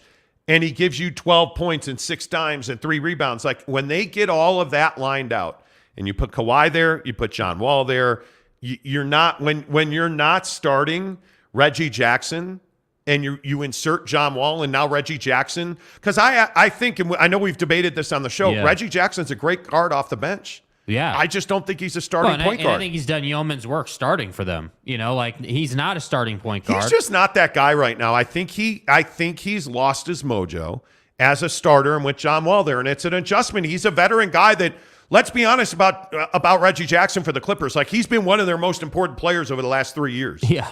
I mean, he has hit big shot after big shot for them. And now you're probably not that guy anymore on that team. Right? So it's just, I don't think we know who the Clippers are yet. And yeah, maybe I'm completely wrong. You may be well right about that, Jake. I could be completely wrong, Jake Dane. I don't know. Joe Oliver said John Wall played last night as off the bench, though. Yeah. And granted, he played 28 minutes. This is the Colin Sexton thing. You're playing starters minutes. Although 28 minutes, really, if you're playing 30 minutes or more, you're playing starters minutes. But I think they're trying to be careful with him as well. Yeah. I know at some point you have to be who you are. You have to be who you are. It's just, the West is a very interesting space right now. Because when you look at the best teams, I think most people would argue the Jazz and the Suns have been the 2 best teams in the West. Yeah, definitely gotten off to the best starts. Right, yeah. I think that's exactly right. I mean, the Lakers, the Rockets. I just don't think anyone has faith in the Lakers anymore. Like, everyone knows they got names, but it's just troubling that they just can't. Like, it's not just Westbrook anymore, man. Like, at some point, he's actually playing really well for them. He did play well last night. Off the bench. Yeah. And was it I can't remember. I think it was against the Jazz where he scored 26 points. Yeah, I believe it was. Yeah. I mean, he played really well for them the other night. Yeah, and I think, like last night in these last couple of games, his shot selection's been a lot better. He understands that if he can just get to the basket, his odds of having good numbers go way up. If he stops relying on that jumper and just like, hey, I'm going to use my physicality and my vertical to get into bigs and get fouled and try to finish, like, that's his game right now, and I don't know what his future holds. I don't know, no idea. Like, I don't know if he gets another shot with another team, or if this is it, or like that's really difficult to see. But I do think what you could say about Russ is that dude is willing to do whatever his team asks. But he's not Kyrie. He's not. I would take Russ over Kyrie right now. Kyrie is just radioactive. Like I Yeah. don't think you can have Kyrie on your team. No. Right. I mean, and it's now like I was hearing last night that. Joe Tsai was ready to hire Ime Udoka, and now he's gotten pressure not to do it. So they haven't hired Ime Udoka. Like that situation seems problematic. Oh, by the way, they're better without Kyrie. Look how good Kevin Durant was the other night without Kyrie. I don't know. It's interesting. But is Golden State a 3-7 team? Obviously not. Come on. They played a lot of basketball. You want to talk about a team that needs a trade. The Golden State Warriors need a trade. But right now, I mean, the entire West is within 6.5 games of each other. Yeah. Even the 1-9 Houston Rockets at their worst record in the West is 6.5 out. So it'll just be interesting. Did I say John Wall didn't play last night? I see everybody commenting. If I did, I apologize. What you said was no John Wall. And everyone was like, oh, well, John Wall played. Like, now, what he was saying is that John Wall didn't start. He came off the bench. That's, Even without Kawhi, they're not. My point is, even without Kawhi, they're not starting John Wall. Without Kawhi, without a full-time John Wall, right? Without a John Wall that's starting and leading the offense and doing what John Wall does, no Kawhi, no John Wall in that sense. They're still doing what they're doing. That's the point. Yeah, I think I don't know who the best team in the West is right now. My opinion's always been the West is better than the East, and I don't think that we ever know who the best team in the West is until you're 20 or 30 games in. Like this Cam Johnson thing, like you look at where the Warriors are at with some of the stuff they're dealing with, like you know who the names are. You know that Memphis is better than the Jazz, and they just didn't play better, right? Like you know that they're a better team. I just think that you need more games under your belt so that teams can establish themselves more. That's, and the other thing is too in the West, like, and I know we gotta get to football 50, but the other thing in the West is that the teams evolve and find their footing. So like in the East, you know their situation. Those teams are always going to be what they're going to be. Like, that Boston's always going to disappoint you in the NBA Finals. You know that Brooklyn's always going to have issues. You know that it's Giannis and everybody else. In the West, it's a totally different situation. So I would just tell you, give it some time in the West. Yeah, I would totally agree with that. By the way, anybody notice what Book's doing this year? 27 points, 4 rebounds, 5 dimes. Yeah. 35% from 3. Good luck. Yep. Good luck, my friends. 10 of the hour, every hour, football at 50. The biggest headlines in the National Football League and college football. I think, by the way, presented by Papa Murphy's Pizza. Use the promo code Monty25 to get 25% off your purchase or $25 or more. What's a bigger story? Is it Tom Brady for 100,000 passing? I'm having trouble even saying it. Yeah. Tom Brady is thrown for 100,000 yards. And I think Drew Brees is number 2 at 85,000 yards. Not even close. He's thrown for 100,000 yards. That's incredible. Is there an argument that he's not the best professional athlete of all time? I don't think so. I mean, I think, I would always say that baseball, it's hardest to win championships in baseball, in my opinion, but football is definitely a close second. And I think as a quarterback, as time goes on, you see these new guys coming into the league, and it just makes you appreciate a fine wine like Tom Brady, a guy who continues to age, obviously, but continues to be able to get it done. Like again, crosses 100,000 yards last night, but has 44 seconds and no timeouts against one of the best defenses in the league, and somehow just drives right down the field, no problem. Like, what else needs to be said, dude? Like, the guy is just a living legend. Yeah. I think that, I don't even know who I don't know who number 2 would be.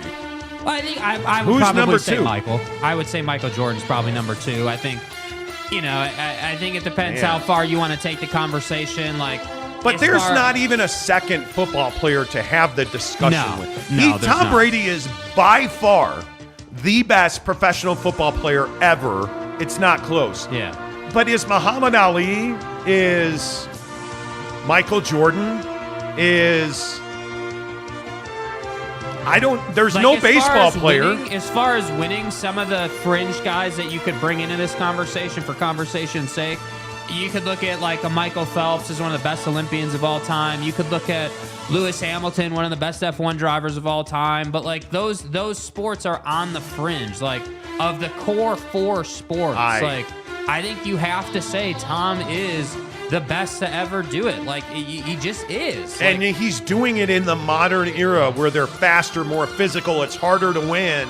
There's more parity than there's ever been. Now, there's also more rules protecting the quarterback than there's ever been. But I don't know. I think it's incredibly fascinating. By the way, I don't want to get out of football at 50, presented by Papa Murphy's Pizza, without talking about the fact that Brian Kelly, who I have mercilessly ripped on this show because he's a dick, but the fact that Brian Kelly was down 7 points in overtime to Alabama. Alabama gets the kickoff in overtime, or gets the ball first in overtime, goes down, scores a touchdown. LSU gets the ball. Jaden Daniels, who I thought was sensational with his legs the other night, runs for a touchdown. 7, so they need the extra point to keep the game going. Instead, he goes for 2 to try and win the game. Yeah.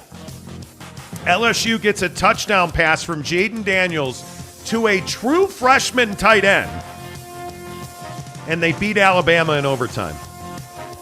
You got to give him credit for that. I loved the call when he did it. It's LSU. If you lose the game, you were expected to lose the game. If you win the game, and then the reason that I've changed a little bit on Brian Kelly, he did something that I've never, ever seen Brian Kelly do before. He cried after a win. I've never seen him do that. Brian Kelly is not the crying guy. He is not the guy that will cry for effect. Right. Brian Kelly is a hard-ass, just an absolute tough guy. Yeah. That he beat Alabama at home in overtime, going for 2 instead of 1. A sensational win for LSU. Yeah. And I think a true watershed moment for the LSU program, and it is truly his arrival, not his fake Southern accent or whatever. But truly, the moment that he arrived was that day that he ordered Papa Murphy's Pizza. Papa Murphy's presents How to Change the Way You Pizza. Step 1, carefully knead dough. Step 2, artfully spread sauce. Step 3, add fresh mozzarella and assemble toppings. Step 4, realize we already did all that for you, so all you have to do is bake it. For a limited time only, get the Hog Heaven Pizza with Canadian bacon, ground sausage, and crispy bacon. Papa Murphy's, change the way you pizza. All right, Papa Murphy's Pizza presents football at 50, 10 of the hour, every hour on the Monty Show. Use promo code Monty25 to get 25% off your purchase of $25 or more at Papa Murphy's Pizza. As always, we are presented by the Advocates, UtahAdvocates.com, live in our Maverick Center studios, the Monty Show, talking all of the biggest stories in Utah sports with as much voice as possible. Yes. Yes, thank you, Paula, who listens to the show every day. Paula, I appreciate you so much. Her daughter is a gymnast up at the U, and she listens to the show all the time. I appreciate you. She's like, oh, hey, try some tea.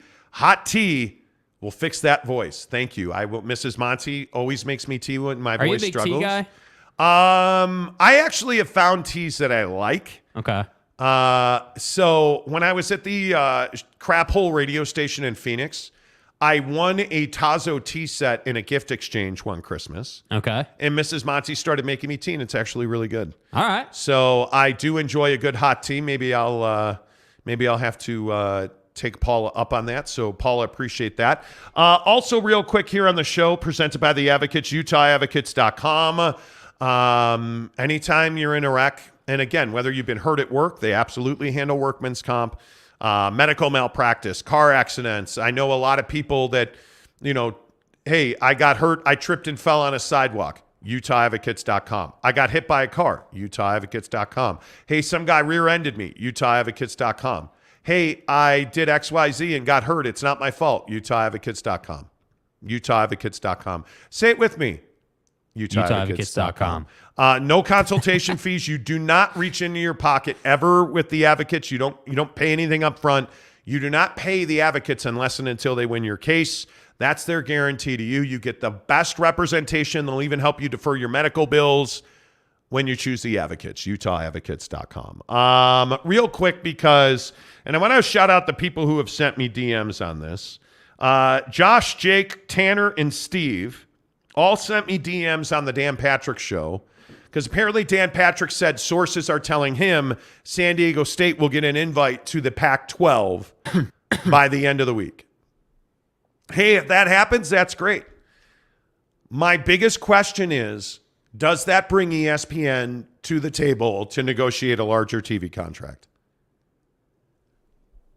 I don't know. I don't think it does. And my other question is, obviously regionally, San Diego State, I think, has a lot of leverage because they're the only Southern California property available, right? I mean, they're the only ones. Really from, I guess Berkeley south. They're the only team south of Berkeley that's available. Yeah. And I think they are absolutely in San Diego. They're a property. They're a chip. No doubt about it. If they join the Pac-12, I don't think it changes things much for the Pac-12 because that's a team that doesn't win a whole lot of P5 games. And if they end up, and listen, they have a beautiful new facility. Snapdragon Stadium, they got a nice win this weekend. I get all of that. But my question is, does San Diego make the Pac-12 more money? Don't know that you can say that. I don't think you can say that. By the way, is it a great win and a good ad? Yes, it is. I don't think it makes them more money. I think the thing with this is the streaming portion. So the only way to me, and again, I'm no industry expert, right? But we've covered this topic a lot. We've delved into this thing really deep. The only way to me that San Diego State makes any sense at all for the Pac-12 is if you're simply saying, hey, we're going to work something out with Amazon, let's say, or a streaming partner who is going to give you extra money on top of what ESPN would do. I don't know any other way, because of this pro rata thing where ESPN's going to pay you equal share if you add P5 teams, but they're not really going to pay you if you don't add P5 teams. I don't understand how that's going to work out. And forgive me if I don't have a lot of faith in Georgie Poo to get the job done. I don't have a lot of faith. I don't have faith that the guy who, is rolling out back of the envelope mathematics, doesn't give, I don't have a lot of trust in that guy. And so that's why I say it's cool that San Diego State is the only property in that part of the country. I can respect that you want to add that. I have no problem with that. But you're not, once again, in my opinion, getting away from the fact that you don't have great distribution. And even if you do get distribution done, you're not getting paid on par with the other conferences. Yeah. That's the issue. That's I don't know how you solve that right now. Yeah, I don't know how you solve it either. And again, I think the Pac-12 has value. I just think I don't know how you if you're ESPN leverage the Pac-12. Because with the NBC late night schedule that they've announced with USC and UCLA and this Big Ten After Dark program that NBC Sports is going to have, where they have the late game window that's going to include USC and UCLA, obviously. That's right, T. You're not going to draw more viewers than you're going to have with USC and UCLA. And the hard part is that with diminished value, I still maintain the Pac-12's best available option is probably an ESPN Tier 1 and Amazon Tier 2. I don't know that Fox brings the Pac-12 all that much value because, again, putting Utah on FS2 or putting Utah on FS1 and not sending announcers last Thursday damages the conference. It doesn't bring value. Yeah. Especially on a Thursday night going up against Thursday Night Football. I don't know that brings a lot of value, but here's the other thing.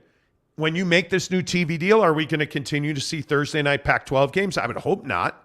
And if it's with Amazon, are you going to compete on Amazon with the Pac-12 versus the NFL on a Thursday night? I would hope not. Come on. Yeah. I would hope not. So how this deal ends up is going to be critical. I hope I'm wrong, because obviously there's a ton of Pac-12 fans. And I think there's a lot of Pac-12 fans grasping at straws here. I just don't know.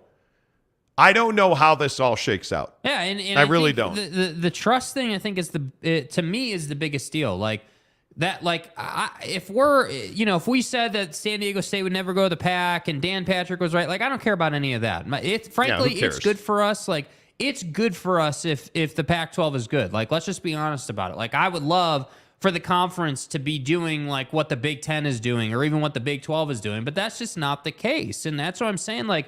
You like your point about competing with the NFL or this Fox thing, or like, why is it? You ever stop and think, why is it that it's always the Pac-12 who has these issues? Why is it that we don't hear about, not sending announcers to Alabama, LSU? Oh, that's right, because it's Alabama, LSU, and it's the SEC, and that would never be a possibility. Are you really telling me that TV networks are not spending money to travel their announcers?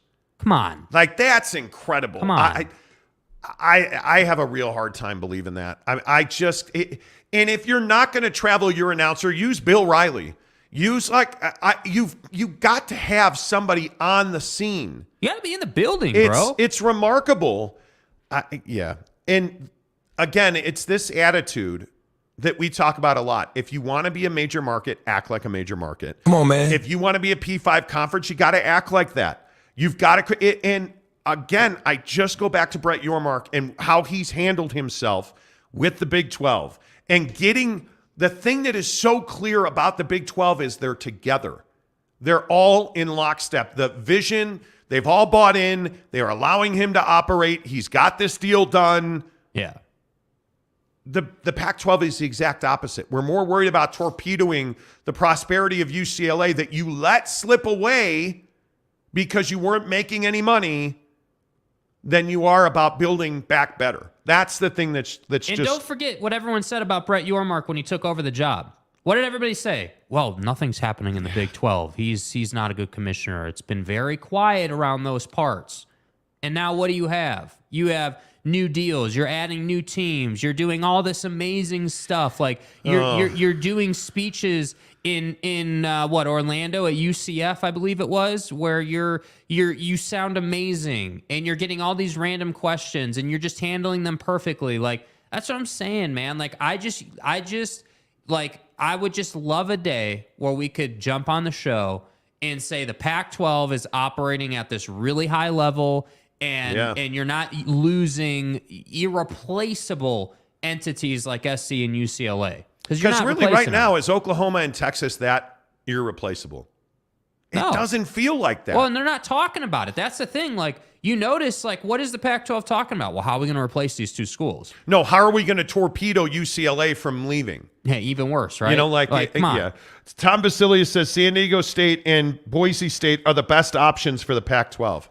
I don't know that you can definitively say that, I don't think Boise State's a P5 conference team. I don't, and I know they're getting all new facilities and totally understand it. That is not the Boise market, and I love Boise. It is truly one of my favorite cities in the Mountain West. Great place, dude.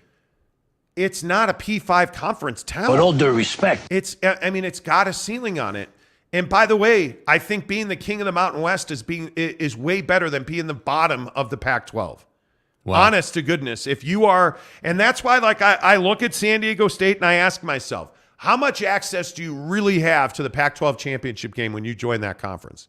Ask me in a decade, because that's how long it's going to take you to get there. No. It's going to take you forever to get there, and and the money's not going to be that great. If I am everybody in the Mountain West, I am just chilling. Bro, I am doing what San Diego State and Boise are doing. I am building my facilities. I am renovating my stadiums. Like, San Diego State has done everything right to this point. Sit back and wait. Because and I know nobody talks about it, with Craig Thompson retiring, a new commissioner coming in, a new TV deal on the way, what becomes of the Mountain West? Uh-oh. Because if you're the Mountain West, and you can go and poach a Washington State and Oregon State, because I still maintain the Big Ten's not done, and I think we're all waiting for the Big Ten's domino to fall. Yes. If those schools are available to you, why would you change? Why would you leave? If you are San Diego State, are you better off at the bottom of the Pac-12, where still distribution's a huge question? How are you, if you are San Diego State, how are you going to join that conference and sign a grant of rights? Because to join the conference, and I want to make sure everybody knows this, to join a new conference, you have to sign the grant of rights blindly as you enter the conference. You don't get to wait and see. You sign your grant of rights when you agree to join the conference. I started having second thoughts. Because you don't have a vote. Not right off the get. You don't have a vote. You don't. So San Diego State is going to join the Pac-12, sign a blind grant of rights, and hope? No. That would be foolish. That's the one thing. If there's no TV deal announced or in place, or how on earth is San Diego State going to join the Pac-12? That would be a huge risk. A huge risk. Great point. I don't know. Let's see. Ruff's official says if TCU leaves the Big 12, the conference is dead in the water. Nobody's saying TCU's leaving the Big 12. And Paul Savinick says, hi from London. Go Jazz. No, go Chelsea. There you go. Exactly right. Exactly right. Go Chelsea. Tanner Plummer says, speaking of Craig Thompson, did anyone see that he had a front row seat to witness Puka's amazing catch? Karma's a B. Yeah, exactly right. Exactly right.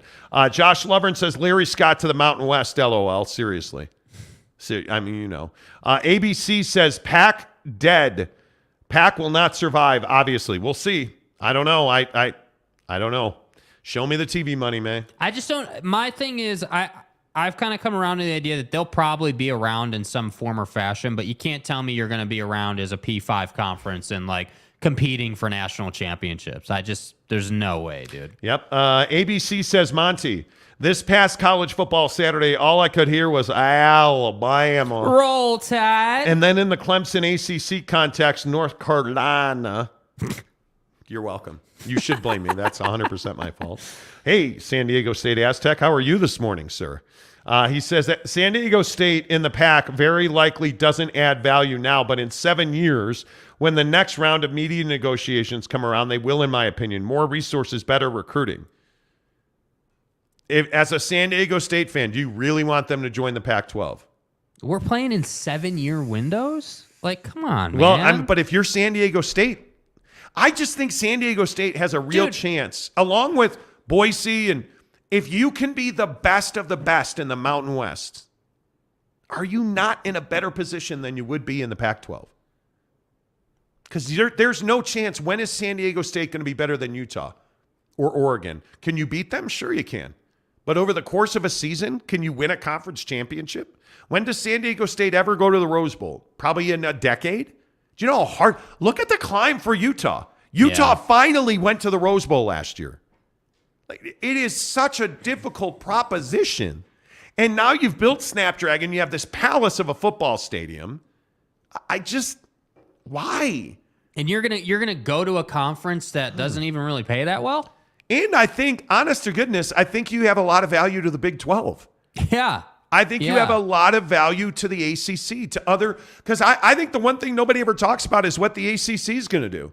Because the ACC ain't just sitting around on their massive grant of rights deal with every one of their unis. They're not. They're obviously going to, I think the ACC is the sleeping giant in some of this. Now, what's going to happen, Tonto? Does the Big Ten get a deal with Amazon? I think that changes the ballgame significantly. Because then they can add more teams without taking money out of their current pockets, right?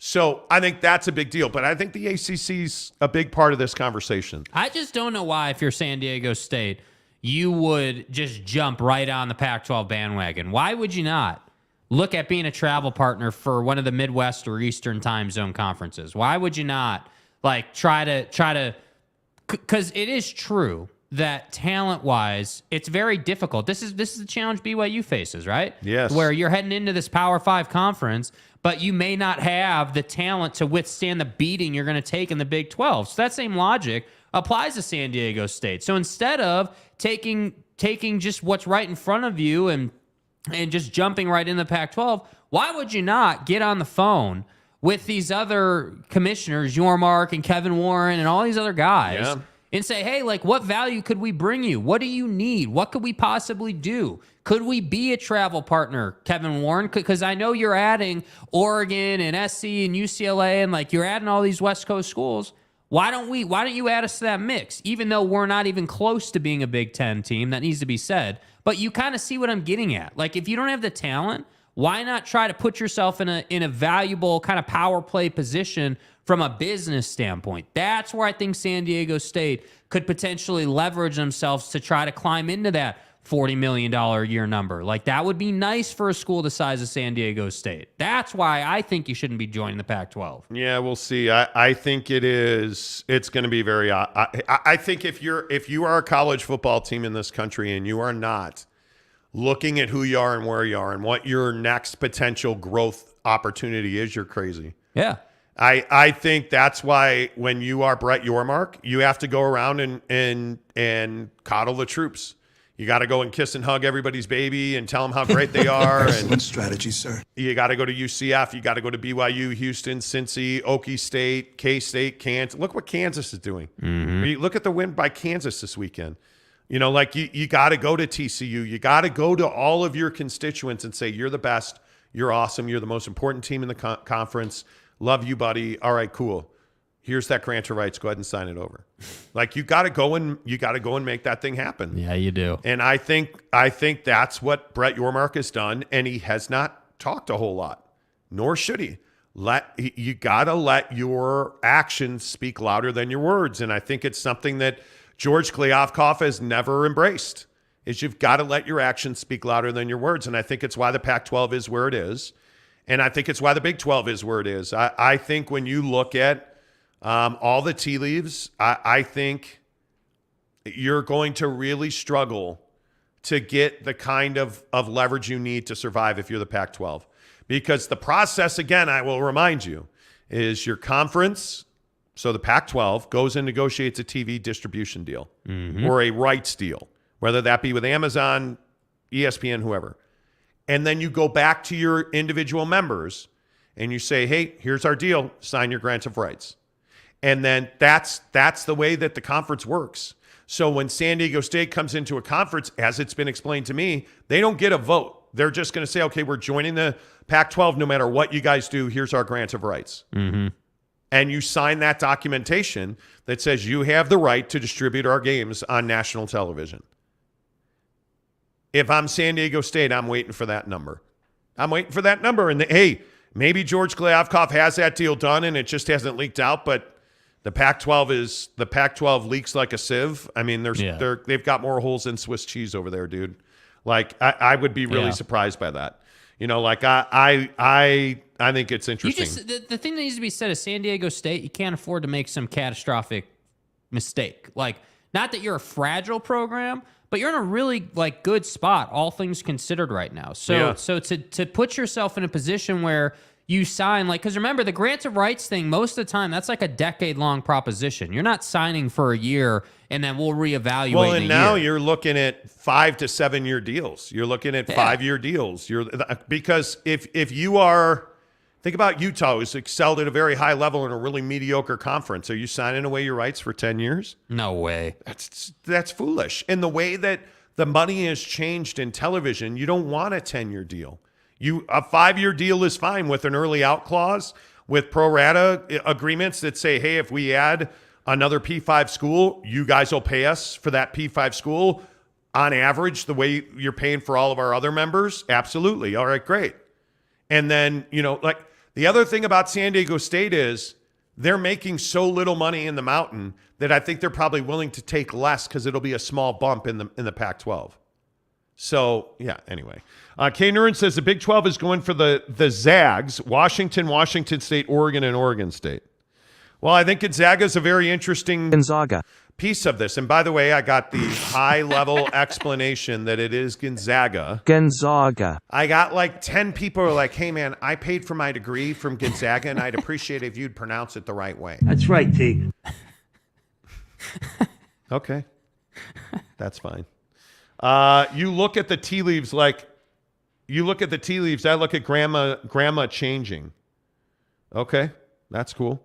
Eric and Raleigh says Zags to the Big 12 for basketball and Oregon State only for football. Yeah, I doubt those only deals are are usually not very productive. Is what I would say. BB says, does Pac mean what this Jazz team does to other teams' offenses? Okay. Boyd Lake says Gonzaga. It's not Gonzaga. It's not Gonzaga. It's actually the proper pronunciation is Gonzaga. This could be true if athletics was the sole consideration for realignment, but things like billions of dollars of R1 funding moves the needle too. If San Diego State was invited, they would jump at the opportunity. Probably. Yeah. Could be. NY Monty fan says, Monty, you say Gonzaga however you want. Exactly. Geensog A. Gonzaga. Exactly. You would not believe the mail we get on this show about things we say. People were pissed. Like, it is crazy. Like, this goes back to Bojan Bagsnatchevich. Mm-hmm. Like, we had the Google pronunciation of Bojan Bogdanovic. Mm-hmm. Bojan. Yeah, and we used to have fun with it. Bojan Bogdanovic. And people got so... Are you guys... Look, listen, I'm just trying to get some clarity here. Are you guys just being dicks about this? Bojan Bogdanovic. Like, what's the story here, man? You know it's Bogdanovich. Yeah, I know. Then why won't you say it the right way? Because it's not as fun. Well, that means you're a dick. Yeah, I know. I'm aware. Thanks. Like... It's not as fun. It's not as enjoyable to say Gonzaga. It's not as enjoyable to... It causes controversy. You know what I'm saying? Like, just settle down, relax, just having fun with it. Stop taking yourself so seriously. Let's see. Jerem Patterson, good morning to you, sir. Jets contenders or pretenders? Well, Zachy Poo actually played a very good game yesterday. For like one of the first times, and I'm not even kidding, one of the first times that Zachy Poo was a reason to celebrate. Yes. And he still only threw for 154 yards. But I thought the thing that he did is he took care of the football against one of the best defenses in football. Yeah. And he delivered the football when he needed to, and he put them in position to win the game. And, this is the Aaron Rodgers conversation. Aaron Rodgers is throwing interceptions because he's throwing bad passes. I mean, the throwback that they tried to do to David Bakhtiari yesterday was wildly underthrown, and yet he was all pissed at Bakhtiari. Where is Aaron right now? You underthrew that ball, and you threw it so softly that Aiden Hutchinson turned around and watched it come to him. Throw the ball to the back pylon, and Bakhtiari catches the touchdown. Oh, you threw it short? Oh, it's intercepted. Like the Aaron Rodgers interceptions, a lot of them are on him. Tom Brady's in a different class because I think you're watching Miller last night let a ball hit him in the end zone to take the lead. The ball hit him in the face mask. And he drops it. You're watching Mike Evans drop balls he always catches. Like, it's an epidemic. Their touchdown to the tight end last night was the first touchdown to the tight end all season long in Tampa. Dude. He does not trust his receivers. I look at a guy like Zachy Poo. Zach Wilson's trying to find his way in the NFL. And I thought beating a team like the Bills was a huge win for them. And that they're legitimately 6-3 and a problem week in and week out tells you that Robert Saleh is doing a great job building that football team. Yes. And you credit where credit's due. You've got to give credit to Zach Wilson. Yep. Because he's earned it. And he played well enough. It just is. And I also think that, guys like, Sauce Gardner and that defense and I agree. The best way to say it is Saleh's doing his job and he's doing it at a high level. And I think that when the Jets are good, it's better for the NFL. Let's be honest. And the problem is the Jets aren't good most of the time. So when they are really good, when it was Rex and Revis Island and all that nonsense, that was entertaining. That was good for the league. So it would be great if they could, if you could get 2 more wins this year, 3 more wins. That'd be amazing. Yeah, there's some guys in the name mispronunciation Hall of Fame being shouted out. Boyd Lake says, Tua, I tagged your mama. You're not wrong about that. Eric and Raleigh says, Bojan Basketanovic. Okay. Eskivert it says, Bob Bobvovic. Bojan Bagsnatchevich is still my favorite one. Yes. Fat Jesus says, that's what makes the Monty Show fun. Exactly. Bojan. Exactly. That's what makes the Monty Show fun. Bojan Bogdanovic. It is what it is. NY Monty fan says, Saudi Stooge was another great drop. This show is 100% gold. Yeah. NY Monty fan also says, shout out to Mo Bamba. Jake used to play drops. He doesn't anymore. Bro, I'm working on it, all right? So, Bro. Boyd Lake says, guys, is hilarious. Yeah, do you guys have favorite drops? Obviously, this Shout is... to Mo Bamba. There it is. Shout out. Where's my guy, Big Dog in O-Town? Shout to Mo Bamba. Big Dog O-Town. He's one of those. Yeah. Jake Dane says, I know I'm late on this, but do you guys think Will Hardy has a lot or a little to do with the Jazz success? Yeah, we should get back to Utah Jazz basketball because the biggest stories in sports are presented, as always, by our good friends at Quick Quack Car Wash. Make sure you get to Quick Quack Car Wash. Went to the newest location in South Jordan at the district again this weekend. So good. Beautiful, brand new facility. They completely ripped all the equipment out of there, rebuilt the tunnel. And the thing I really like about Quick Quack Car Wash, when you drive up to pay, you don't stick your card in a machine that you can barely reach and print a ticket. You actually talk to somebody. Hey, guys. They come out to your car. You give them your card. They scan your wash pass if you're smart enough to have a wash pass.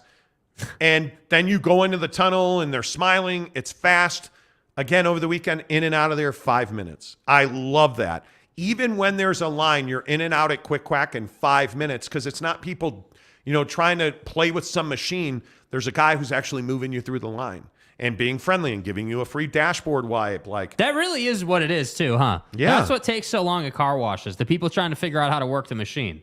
Yes. That's like the biggest thing with Quick Quack is because the person's standing there and they're friendly, everyone just moves right along. And by the way, your car smells good. Yep.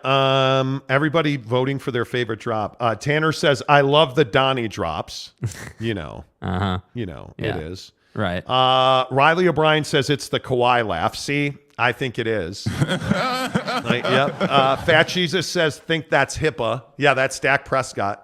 Oh, dude, that's such an that's obscure HIPAA. one. I haven't played that one in a long time. Because you used to play drops. We don't play drops on this show anymore. You're welcome. Yeah. Tanner Plummer says, I love the one from Entourage where he says, get the out. Damn. Yeah, that's a great one. That's a good one. As a kid, my wife would not let me watch Entourage if Jake was in the room.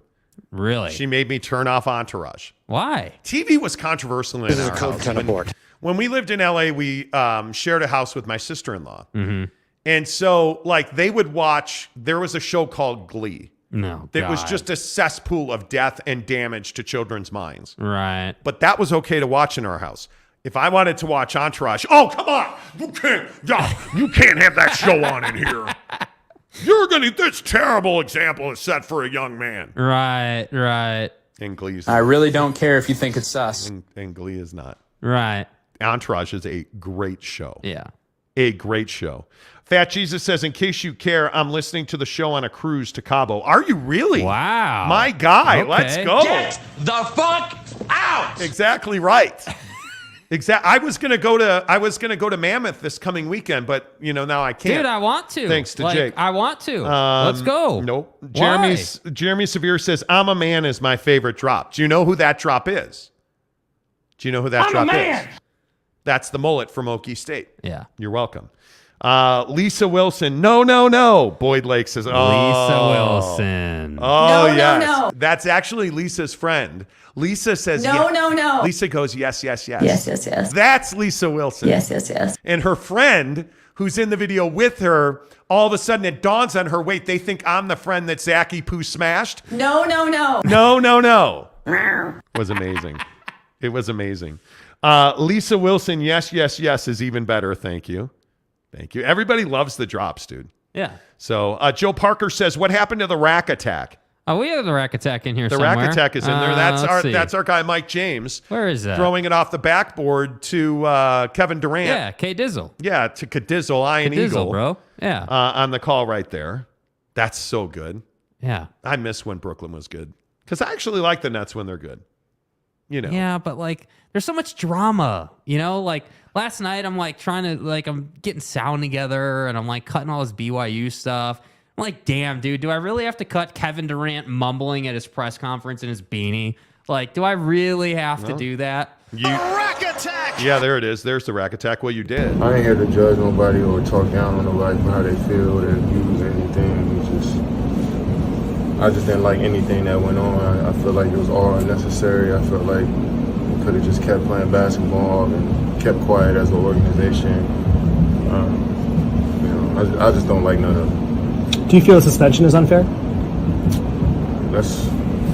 I believe and trust in the organization to do what's right. It's an unfortunate situation for people that are impacted by this situation. I mean, it just sucks all around for everybody, and hopefully we can move past it. That's hysterical. Razzle dazzle! That's hysterical, dude. I don't Yeah, that's what he did. And like we he can just stand there fumbling. We can introduce that topic real quick. I mean, did you guys hear this over the weekend that the Brooklyn Nets? And dude, look, I get it. He's a crap bag. Kyrie's a crap bag. Yeah. But when you look at what they are asking him to do, they gave him a list of 6. I mean, is it uncouth to call it a list of demands that he apologize and condemn the movie? Yeah. A $500,000 donation to anti-hate causes, that he go through sensitivity training, anti-Semitic training, meet with the Anti-Defamation League and Jewish leaders, meet with Joe Tsai to demonstrate his understanding. Why don't you just cut him? Yeah, next question. I don't understand this. Cut him for cause. Go to the league and have a dispute over his salary. Yeah. I don't understand what the Nets are doing here. And this, again, comes back to hiring Ime Udoka and the backlash around hiring Ime Udoka, who now you cannot hire because the league essentially lashed back at you, owners, agents, players, everybody. It's not the best situation, and we all know that. Yeah, everybody reached out to Joe Tsai, the owner of the Brooklyn Nets, and was like, dude, you can't do this. And the Nets, as we reported last week, have already had internal discussions about cutting Kyrie. Mm-hmm. If I'm Kyrie Irving, I'm trying to find my way out of Brooklyn. And I think, I could be wrong, I think that's going to be the risk that you're ending your career. Yes. But I don't believe that he's going to fulfill these requests. No, I don't. No. I just don't see it. No, and I think it would be right on brand for who he is as a dude and what he's done so far. Like, would anybody be surprised if tomorrow we woke up to the news on SportsCenter that Kyrie Irving has retired? Would anybody be surprised by that? I wouldn't be surprised by that. I would not. I wouldn't be surprised if the guy wanted to be a martyr. I wouldn't be surprised if he wanted to, play to all the people who think that, the media's been unfair to Kyrie or he's apologized a bunch. Come on, dude. $37 million this year. Yeah, well. It's 37. Dude, and if you think about how much money he's lost already through not being able to play games, I mean, he's losing a lot of money, dude. He's got to be approaching. He's losing $2.2 million just on this 5-game suspension. The guy makes $457,000 a game. Yeah. You can't tell me he's not walking away from that. He lives an expensive lifestyle. You cannot tell me that he's willing to walk away from that money this year. If you're Kyrie, I think you're in a really untenable position. You are no better than Antonio Brown at this point. You're just, you're the crazy guy. Yeah. That's caused all these problems. And whether it was all the vaccination issues, which I really don't blame him for. If you didn't want to get vaxxed, hey, I totally get that. They're not going to pay you, and you're not going to play. And that was the issue, right? It wasn't that you didn't want to get vaxxed. It's that you made an issue out of it. You said that you were being marginalized or that you were being, like, victimized. Well, and the bigger issue was he went to Joe Tsai and lied. Yeah. Joe Tsai, when they had training camp in Southern California in La Jolla, had a conversation with Kyrie Irving and said, hey, are you going to get vaccinated? And Kyrie said, yeah, I'm going to do that. Yeah, I've been immunized. And then he never did it. And he lied to the owner of the team. Yet the owner of the team continues to give him this leash. Yeah. And I don't know why. Now you have him in a position where he's caught up in this anti-Semitic rhetoric. You have every reason to cut him, every mechanism to cut him, every justification to cut him. Mm-hmm. And now you're not doing that. And I just, you're making so many more problems than need to be made here. You know, like I understand that everybody's got a right to their opinion. They do. In our culture, there's no room for this. There's no room for anti-Semitism. There is no room. Fucking America. There's no room for racism. There's no room for all lives matter. There's no room for a lack, and this is where it comes down to. There's no room for a lack of empathy, understanding, and caring for your fellow human being. And I don't care if you're black, white, Asian, Latino. You deserve empathy and love and respect. I'm going to say this again. Until you act in a way where you don't deserve love, empathy, and respect. And Kyrie Irving, I think, has acted in a way where he no longer deserves the love and respect of his owner. Because he's lied to him and betrayed him constantly. Yeah. At every turn, he's lied and betrayed his owner. The guy who has routinely fought for him and, by the way, signs his paycheck. And to do it in a way where it's hateful, racism, bigotry, when you're talking about the pain and suffering that we go through on a daily basis in this country, I just don't know how you tolerate that if you're Joe Tsai. I don't understand it. Yet he does, and he has, and he continues to, and it makes me crazy. You know, like it is so crazy to me that this guy's making $37 million. And he can't say, no, I don't agree with this stuff. Like he fights the media once, he fights the media twice, then releases a statement on Instagram, finally saying, I should have explained what I agree with and don't agree with, but not a wholesale lock, stock, and barrel apology. And condemning.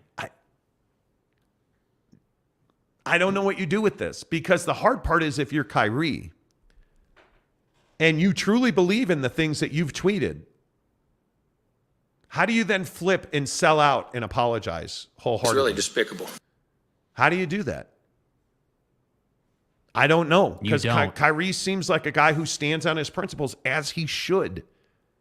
But now we know what those principles are. Those principles are filled with bigotry and hate. It's just this terrible situation. It's never going to go away. It's never going to go away. It's ridiculous. This is the situation we find ourselves in. Yeah, man. You know, and it's why, like, Grant Napier, the former play-by-play man of the Sacramento Kings, was asked by DeMarcus Cousins, Boogie Cousins, you know, hey, Grant, do Black Lives Matter? And Grant said all lives matter, and he got fired for that, as he should have. This is Black Lives Matter versus all lives matter, LGBTQ, like all of these issues, the violence that Asian Americans have faced, all of these issues, you know, we find them in our faces every single day. And this is the reason I always say there's a right and a wrong answer to every question. Mm-hmm. There is a right and a wrong answer. And when somebody says, hey, do all lives matter? The answer is not, well, yeah, all lives matter. Ronnie, please. No, actually, when Black Lives Matter, and when and still are, but when it was in focus, violence against black men, in specific black men from law enforcement, Black Lives Matter. Right now, black men, and in that moment in time when he got fired, black men's lives were in danger. And we needed to focus on that issue. Black Lives Matter, right? And when you look at the anti-Asian rhetoric around the globe and the violence, specifically on the streets of New York that we've been seeing where the coronavirus. Yeah, where they're being blamed and it's the Asians and the coronavirus and all of this nasty anti-Asian hate. Mm-hmm. And you can't understand that, like, the videos that are out there on the internet of Asian people being targeted with violent crime, where you have men just walking up to this elderly Asian woman on the street in New York and just punching her in the face and then just walking away like nothing happened. Like, we have to spend some time, giving attention to violence against Asian Americans. We have to do that. We have to spend time on violence against black men from law enforcement. We have to do that. We have to spend time on immigration. We have to spend time on healthcare. We have to spend time on mental health. We have to spend time on issues specifically to women and abortion. We have to spend time specifically on the LGBT community and the issues that they face. We have to spend time on that. And when you get somebody like Kyrie Irving that is stuck in the middle of this conversation and you're paying him $37 million a year and he won't, after repeated opportunities, come off of that position, it's clearly time to part company with him. Yeah. And I just don't understand why Joe Tsai won't do that. Yeah. I just don't understand it. Yeah, I think it's a great question, man. It's... And I also think it's it's both a great question, but also a very difficult situation. And I often wonder, hey, if this was, this was the Knicks or the Bulls, or the Lakers, or a staple franchise in the league, with all due respect to the Nets, you're not a staple franchise. Like, you're not one of those. If this was one of those, look at how Ime Udoka. Look at Ime Udoka. Yeah, great. Perfect example. Suspended for the rest of the year, an entire season. And what did we know that Ime Udoka did? He sexually acted out. He had an extramarital affair with a woman, a female employee that reported to him. Suspended for a year. Did anybody really question that? No, we all wanted to know what he did. Like, the action of the person are what the conversation is, what happened. But do you see how Boston handled that, though? That situation? Like, they did a press conference. Like, they got in front of the media. And I know I've been riding this train for a while, but I just think it's really important to put your face in front of the media and to speak it to the media. Like, a statement can only go so far. Like again, on Friday we discussed, did Kyrie Irving actually write that statement where he apologized and all that good stuff? Because I don't necessarily believe he did. I don't have to wonder if the owner of the Celtics is the one who laid down the law, because he sat in front of us and said, hey, dude, here's what it is, right? That's what I want Joe Tsai to do. And hey, if I disagree with what he's doing, okay, that's one thing, right? Like, that's kind of the essence of sports talk. We disagree on things. But at least now I can respect the fact that you sat in front of everybody and were like, hey, this is how we're handling it. This is where we come down on Kyrie. Like, at least then I feel like that makes it a little better. Yeah. Tanner Plummer. Wow. Do I really have to explain this to you, Tanner? I'm confused. What's wrong with saying all lives matter? Once again, I'm not looking for a fight. I just want to hear your thoughts on this. I don't understand why this is difficult. I truly don't. And this is where we are in this country. When you look at the Black Lives Matter movement, for all of the corruption and the issues, whatever you want to say about it, where the birth of that movement started and why Black Lives Matter became a thing and why the question of do all lives matter and do Black lives matter and do white lives, the simple.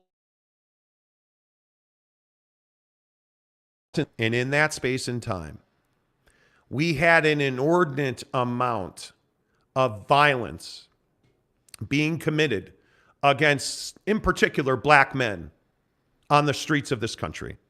And a lot of it was at the hands of law enforcement. So in that particular moment in time, it was important to focus on black lives and the violence that those black men were facing. Does that mean that the lives of white people don't matter? No, that's not at all what it means. It doesn't mean that nobody else matters. It doesn't mean in actual, like quite literally not all lives matter. Like your life doesn't matter, but this, come on, knock it off. The truth of the matter is that in that particular moment in time, we needed to focus on the violence that was being perpetrated against black men on the streets of America. Facts. That's what that conversation was about. And the issue that was so much of a gaslight in this country was that there was a large swath of our community that refused to acknowledge that there was an issue there. So that's where we get divided.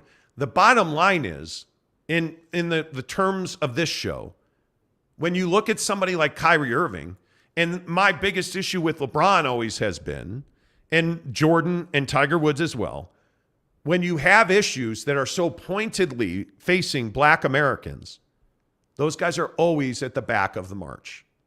LeBron James, during the peak of the Black Lives Matter movement and the marches in Los Angeles that saw violence and looting and just awful acts being perpetrated, was LeBron at the front of the march leading people? Was LeBron on stage talking to people and leading communities and growing conversations? No, he was not. Where was he? He was all the way at the back on a bike wearing a mask, being anonymous. LeBron James, the guy who has more sway in our community than the president of the United States, the most powerful man in the world, is on a bicycle wearing a mask at the back of the line by his choice. Y'all feel me? That's my issue with it. And guys like Michael Jordan and Tiger Woods who don't say anything, and you don't see them in parades or marches or giving speeches because they don't say anything. I just don't think that's an option. When you have the platform that guys like LeBron, Michael, and Tiger have, they need to speak out. You have a responsibility. Yeah, you need to speak out. I mean, it just is... Yeah. Well, in 801 West Valley, that's exactly right. Free speech, but not free from consequences. Yeah, and that's life. That's the reality. That's every day, dude. I've been doing talk radio for my entire adult life. Trust me when I say free speech does not exist. You can say whatever you want, but there are consequences for your words. Yeah. There are consequences, and Kyrie is living that right now. There are consequences for your word. And Black Lives Matter versus All Lives Matter, you're living the consequences of your words and your actions. And this is what we were talking about last week about racism. Yeah. The worst racists are the ones who are hiding. Because in my opinion, I want to know if you're a racist because I don't want to associate with you. So I wish that all racists would just, speak freely, my friends, so that we don't have to be friends anymore. And that's the thing with Kyrie.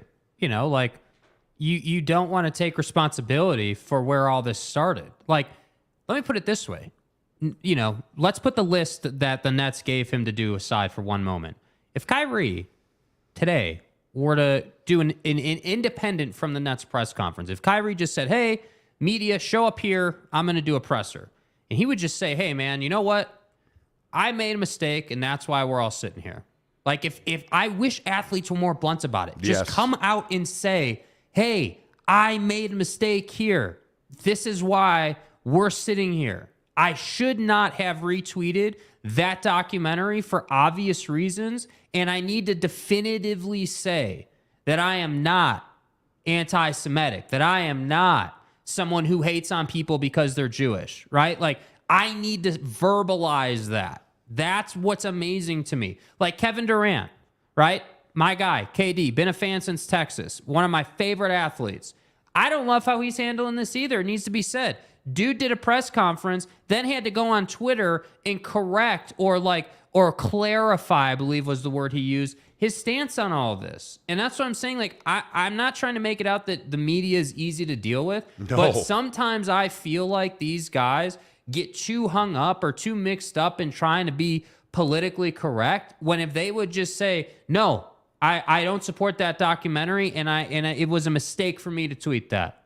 That was a mistake. We wouldn't be here, and you would be at shoot around instead of worrying about your attorney writing some check for $500,000. Like, that's how easy it is. This was totally avoidable. Yeah, and that's the shame. And we talk about this all the time offline between the two of us. Like, the things we don't tweet, because it's just not worth it. Yeah. It's not worth the headache. It's not worth the fight. And that's why we so rarely have conversations about politics on this show. Because don't get me wrong, like, tomorrow's election day, and one of the non-sports stories of the day today is going to be, voting. But I think when you look at the consequences of your actions and your words have far more consequences than your actions outside of murder and whatever. And we're not even Kyrie Irving. No. We're not Kevin Durant. At all. At all. Like, but to me, you cannot be silent when you have a platform. Like, love him or hate him, Donald Trump can never be silent again. There is a throng of humanity that follows that man.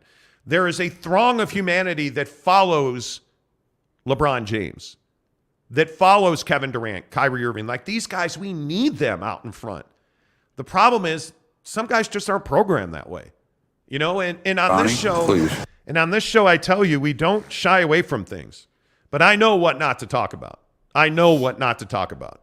Because the conversations don't bear fruit. And a lot of days, what I like to say on the show is we try to be your escape.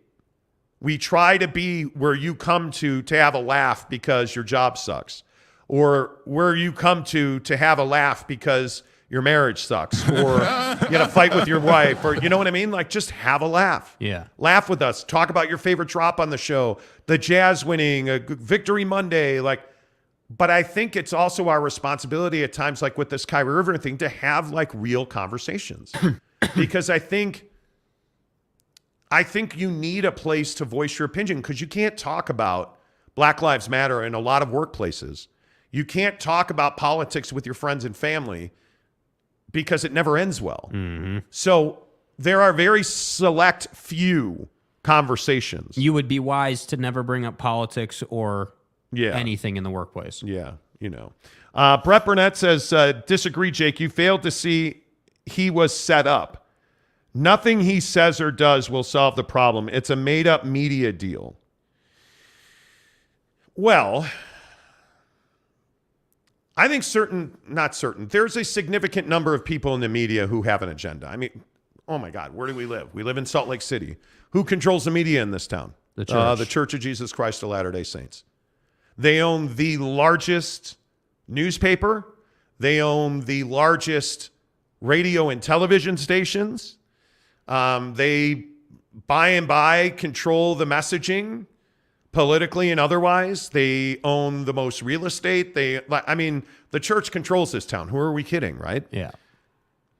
There is never a separation of church and state.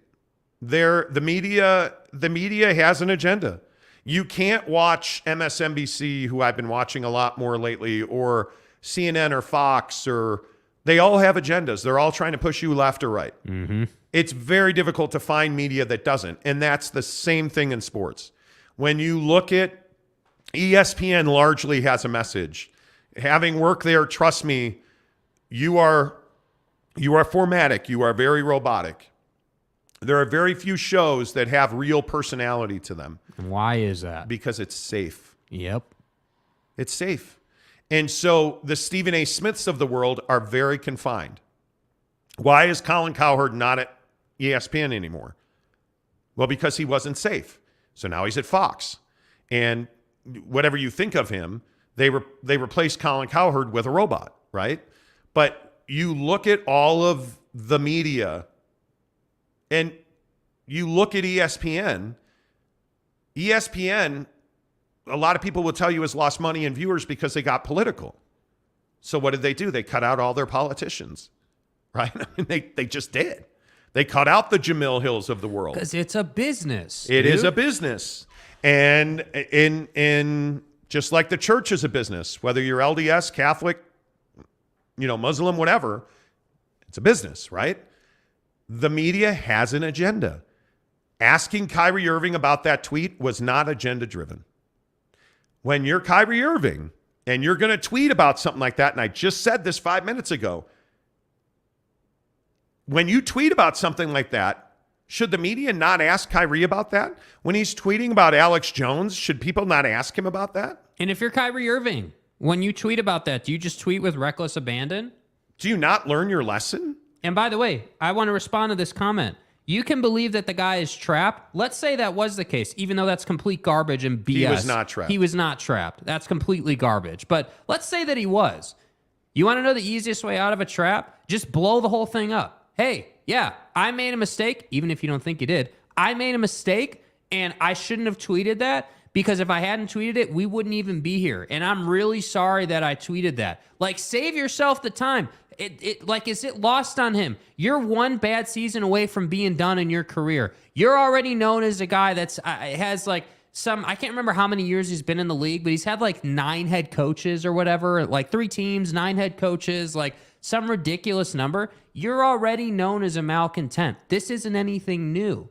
So my point is, while we're talking about things being a business, being an NBA player is not just, hey, I'm going to go shoot some hoops today, and then, I'll just go and do whatever the hell I want. No, you're a business. We haven't even gotten to the fact that you lost the Nike deal. We haven't even gotten to the fact that you're losing sponsorship left and right. That's what I'm saying. Yeah, and I think the other thing that a lot of people don't understand on this show is that like, every one of these guys is a business entity to themselves. Yeah. I mean, the brand of Zion, the brand of Luka, the brand of LeBron, the brand of Jordan, I have a lot of empathy for Kyrie, because the pain he must be feeling, the frustration he must be feeling, trapped isn't a terrible word. I would guess Kyrie Irving feels trapped in himself. I mean, I just think it's got to be very difficult to unwind. You can't unwind the watch, right? I mean, it's impossible. The horse is out of the barn, the milk is out of the teat. Like, there's no way to. But that's what I'm saying. Even if you feel that way, there's no way to fix it. I'm a big believer. You always have a path, right? There's always a path to wherever you want to get to. It's just a matter of how much pain you're willing to endure. So, like, to me, when I think about Kyrie's path here, I do think he has a path, but I think this whole conversation about like what to talk about and what to say and not to say, like, I got news for you. If we rolled out on this show tomorrow and dropped an N-bomb on this show, that would completely destroy our entire livelihood. Like, do you guys understand that Kyrie Irving is a multi-gazillionaire, and that he can afford to say anti-Semitic things, and at the end of the day, his mom is still going to have a nice house. He's still going to drive that Ferrari. Like, he's still going to have a good life. That's what I want people to understand. That's why I don't feel sorry for Kyrie. That's why I don't agree with this whole thing about, oh, he's been trapped and this is some media narrative. Yeah, I think. Come on now. Yeah, Kyrie's an interesting dude. Anyway, there you have it. Less of that, more of us. I do want to get back to the Jazz, because I see a lot of people wanting to talk about the Jazz. Yeah. Jazz and Lakers tonight.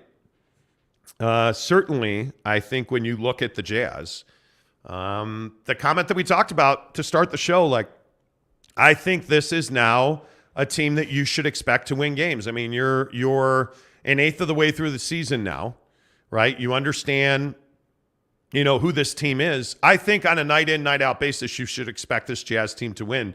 And I think the most important part or the most impressive part, if you will, about sweeping LA is that you beat the Clippers without Jared Vanderbilt. And I think that's a big one. That, to me, speaks volumes about the way that this team has come together defensively. And that is how this team is winning. That is, when you look at the ball movement and sharing responsibility on this team defensively, that is what separates them from everybody else. So, yeah, right now, I would expect the Jazz to win on a regular basis. Yeah, and when I look at the Jazz, like, and I kind of think about, like, hey, how are they going to fare against this team or that team? The first question I always ask, and I'd encourage you to ask this question too, is the team they're playing a prolific transition team? The Lakers are not a prolific transition team.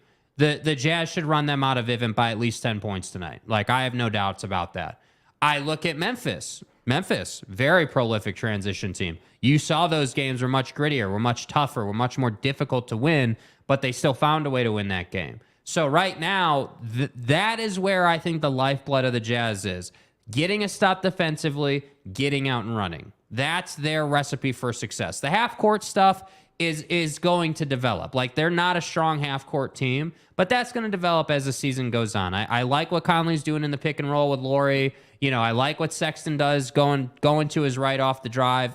You have some stuff in the half-court, but this team wins and loses on a nightly basis on their defense and then their ability to outlet pass and beat the other team down the floor. That's it. Yeah, and I think you should, when you look at the way that Will Hardy's changed this team, I think that I'll just go back to defense and ball movement.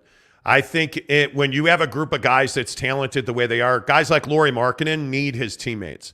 And one of the cool things about this team and one of the neat things that makes you feel good is it's a group of guys that individually are not particularly special, but as a group, their best traits come out. When you look at Lauri Markkanen, his ability to shoot the ball well, that happens from ball movement and in that extra space where you force a guy to take an extra step away from you because the ball is rotating, knowing it's coming back to you to get that shot, and you use that extra step. Like, that's the thing that's been so enjoyable about watching this team grow. And you look at the I don't know what the difference is, almost the mere difference between who the Jazz are and the Lakers are, with two big money superstars and a bunch of scrubs. This Jazz team is a team with one pretty well-paid guy in Mike Conley, but the rest of these guys are mid-table contracts on most teams. The rest of these guys are, who are we kidding? They're well-paid. They're NBA players. But in NBA money, they don't have a guy that's making outstanding money. After the street clothes Davis. Yet they are winning. And it's because they play team ball, and that's what the Will Hardy win is. Yeah. But these conversations about Will Hardy's a better coach than Quinn Snyder. Whoever came up with that shit need to be fired. Yeah, it's 11 games, man. I don't – Will Hardy's coached 11 games in his NBA career. Dude's had a cup of coffee. Come on now. Like, I think you have a long way to go to catch Quinn, and I think what Quinn did is really was outstanding work for the Jazz. But what Will is doing is outstanding work for the Jazz, and I think we need to appreciate both of them. So it'll be interesting. Salty Drunk says they're keeping guys in front of them defensively. Absolutely, totally. They are. I think Absolutely, the point they you've are. been making, I think, is really spot on about like learning how to play defense without fouling. Like, you're seeing that skill develop on a nightly basis, and it's really nice to see. Like, that to me is one of the biggest differences, between last year and this year, is like this team wants to defend, and that's nice to see. Yeah, and I think that that's a big part of what this team is. They want to do things well. They truly do. Our Utah Jazz Talk on this show presented by TryDayTrading.com/Monty. Do you know what day trading is? Are you curious? Well, don't take our word for it, but hello. Don't take our word for it. How about our good friend Alema Harrington? Alema Harrington here. I've been in the broadcast business going on 30 years now. And after that amount of time, you start to be able to pick some winners. I want to share a winner that I'm aware of with you, and that is my guys at Tri-Day Trading. They're going to teach you how to trade, and then they're going to let you trade using their money and then split the profits with you. That's a pretty winning deal. If you want to register for a free webinar, all you have to do is go to TryDayTrading.com/Monty. So for more information, it's TryDayTrading.com/Monty. We'll see you there. Thank you very much, Mr. Alema Harrington right there. And again, all I'm asking you to do is go to TryDayTrading.com/Monty. Watch the free webinar. That's all you have to do. There's no fee. There's no obligation. All you do is watch the webinar and then make a decision, because Tri-Day Trading is that route to the life you want to live. If you're frustrated with your job, and I know there's a lot of people who've expressed to us they're frustrated that they can't do what we're doing, or take the next step, because you can't keep doing what you've always done, because it's going to get you where you've always gotten, which is not to prosperity. Make that change. Take that leap of faith. Go to TryDayTrading.com/Monty and watch the free webinar. Let's get your thoughts in here on the Utah Jazz, although Jordan Hall says Dan Patrick saying San Diego State to the Pac-12. Your thoughts? If you go back to like 8 o'clock. Yeah. I think is where we talked about that. Spent about 25 minutes on it. Yeah, absolutely. We did. Tanner said, I'm on the train right now, and guess what I'm passing? Gas? Well, are you passing I mean, that's definitely one thing that he could be passing. Yes. Did you pass? San Diego State Aztec says, didn't pass by me, Tanner. No, he didn't. No. Tanner says, better than the Viv and a pretty woman freaking RSL Stadium. Hey, guys. Okay, anybody see Magic Johnson? Thanks to our good friend Talking with Raphael. Just retweeted Magic Johnson and LAFC won the MLS Cup last night. Anybody? That's fucking interesting, man. Anybody? Gareth Bale, anybody? Any Bueller? Okay. Okay. All right. Okay. All right. It is what it is. It's fine. Yeah, everybody here, go ahead and give us a thumbs up and a like, please. That really helps the channel grow. Appreciate you guys watching the show. What do you expect out of the Jazz tonight? I expect them to push the pace, just like they did in the first matchup. I think that's where the Lakers are incredibly vulnerable. I think that, the Lakers are a team that they have, obviously 3 names, but they're not, the cohesiveness that the Jazz are able to play with is not present for the Lakers. So you have this scenario where the Jazz can simply win this game by just being together defensively and then getting out in transition. Never mind getting some matchups, never mind getting Clarkson switched onto a big or any of that tactical stuff. Like, if you can just be good defensively tonight and then get out in transition, you're going to win this game by 10 points. And that's mostly because the Lakers are awful at shooting the basketball. Yes. They don't work hard in the rebounding department. So, I look at the Clipper win, and I'm like, dude, that Clipper team is probably twice as good as the Lakers. So that's why I say, at the Viv, late game, should be very well rested. Go run your ass off and run these guys out of the building. That's what I would expect. By the way, the number's 229 on that game.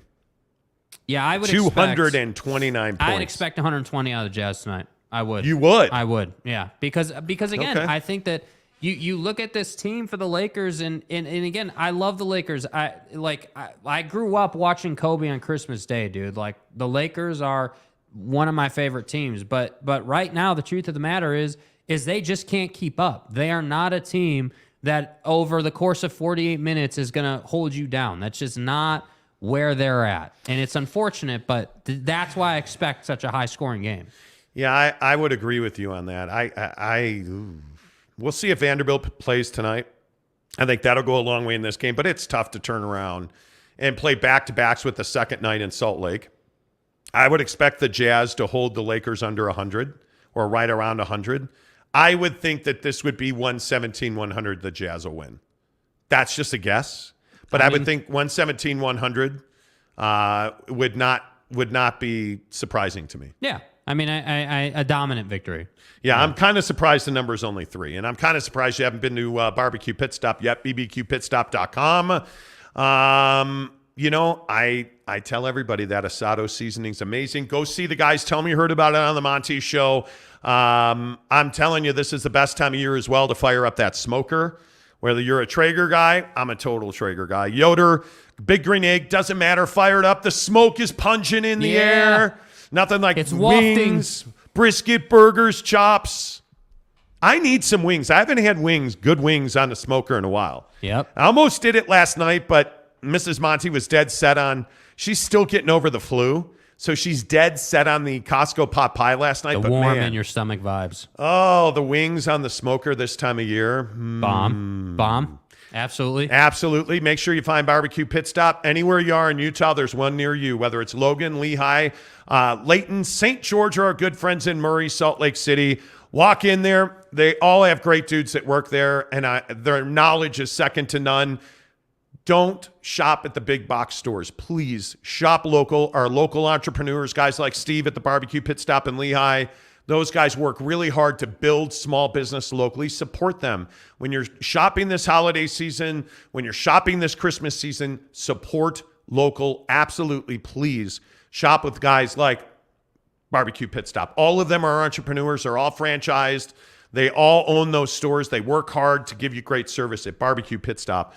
In Layton, Logan, Lehigh, St. George, and of course, our good friends in Murray. Hey, real quick reminder, we are trying to get back to families over Thanksgiving and Christmas, and we're doing that in partnership with you. We want you to nominate families that you know, whether that's your family, your friends, your family.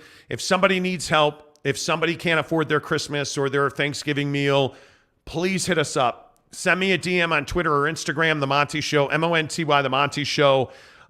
Hit us up and tell us the story. Let us know how we can help. And let's see what we can do, because one of the things we're really trying to do is give back to the community this holiday season. And if you'd like to be part of that, so many people have used the tip function on YouTube to do that. All of the money you tip us through the holiday season will go directly to that giving for the end of the year. So hit the tip jar. Whether you give us $1, a quarter, $100, it's totally up to you. People last week that were coming in for Powerball tickets were giving us, Chris Karn, I think, left us a $100 bill. Like, all that money goes into the kitty. We're spending that on gift giving for the holiday season, so we really appreciate that. If you'd like to give a tip, please do. If not, hit me with a DM. Tell me somebody that needs help, because we'd really like to provide food or whatever people need. And if you've had a new baby and you need diapers or you're struggling to provide, please let us know. We'd love to help you this holiday season. The Monty Show, Monty, The Monty Show, on Twitter or Instagram. Is where you find us. I guess that's it. I know we're super late today. Yeah, it felt good. Felt good. Did it feel good, though? Yeah, I thought the show went by quick today. Yeah. Tanner Plummer is getting into it with Lopes fan Gabe. Were you even born back then? Damn. Oh, God. We're playing the time game. We're going in right now. Okay. They're talking about RSL championships. Brett Burnett says Jazz will likely win. Deep bench is very nice, and nobody seems to understand the Jazz. The Jazz just playing free, playing with heart. We love it. Well, I think they're also a better defensive team than you are. Yeah. I mean, that's really been the difference. They've been able to get big stops. They also, and I guess not surprisingly, have been really active rebounders. So I think the key is going to be how many fouls. How many fouls are you going to give and get? Every single night, one of the first things I always look at is, hey, who's winning the free throw battle? Yeah. Who's getting free throws? Who's making more free throws? I think those things are absolutely critical. Tanner's tweeting the lyrics to the RSL fight song. You're casual. Okay. By the way, not to sidetrack the show. Did you vote? Did you get out and vote? Oh, God, here we go. I'm just saying, don't forget it's tomorrow. Tomorrow's election day. Yeah. Mrs. Monty and I voted yesterday. We had our ballots filled out for a week or so.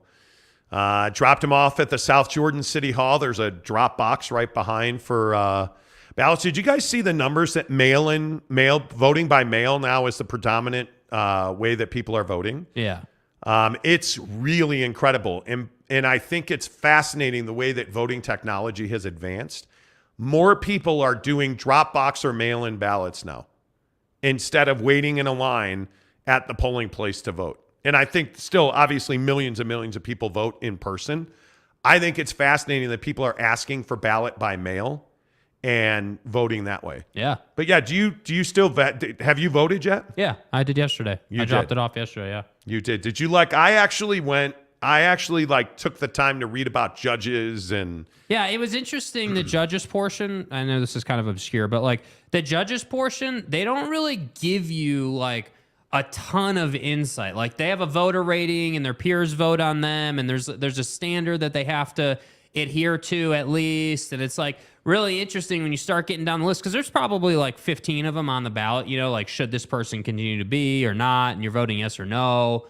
And it's if you just go online, open your ballot, go online, and just kind of go down the list, you can find out what you need to find out. But it definitely made me feel like I wish I had done this with a week's worth of time left. That way, you could do it over, because if you do it in one sitting, it's probably an hour at least, of just looking and trying to figure out what's what, trying to learn about these people. Yeah, I think voting is critically important. Yeah. I think it is critically important. And I think the interesting thing is that when you look at the numbers of Democrats, independents, and Republicans, by far, the conservative vote by mail has exploded in this country. And I actually don't think that it is surprising at all.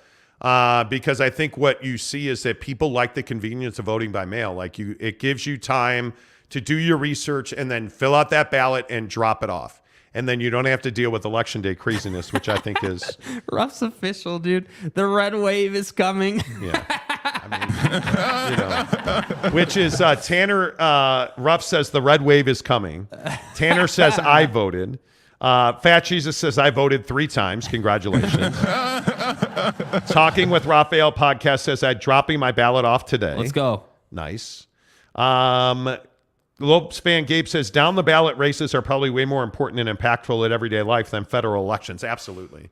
Like I don't know, like here in Utah, like the Evan McMullen, Mike Lee race has been hotly contested. And I still maintain that mayors, council people, county sheriffs, like those are the people that you really have to pay attention to. Yes. Those are the ones. Yeah, Gabe, absolutely. Judges, corporate commission, and water conservation district races immensely important in Arizona this year. Yeah, it is. Totally, dude. You look at what water conservation means in our society today, Bro. with the water issues we have across the western United States. Whew. I mean, the corporate commissions. I think local judges are incredibly important. Yeah. Incredibly important. You have to vote in those things.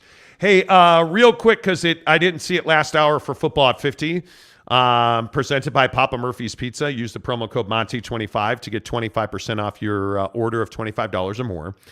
Xavier McKinney, who is probably the best defensive player the Giants have, apparently went to Cabo on his bye week. And got on an ATV. Oh, God. And injured his hand. There's no word on how long he will be out or how severe the injury is. Dude. He apparently put on Instagram he was on a sightseeing tour on an ATV and injured his hand. I just ask. You're the best defensive player on the New York Giants, who are finally having a good season. So you go to Cabo. Okay, cool. You want to get away on your bye week? Totally fine. But you're going to ride an ATV? You can't. If you're a football player or a professional athlete, you can't ride motorcycles. You probably shouldn't be on a bicycle. You probably shouldn't be on an ATV. Like all the guys who get hurt every year on wave runners shouldn't be getting on a jet ski or a Sea-Doo.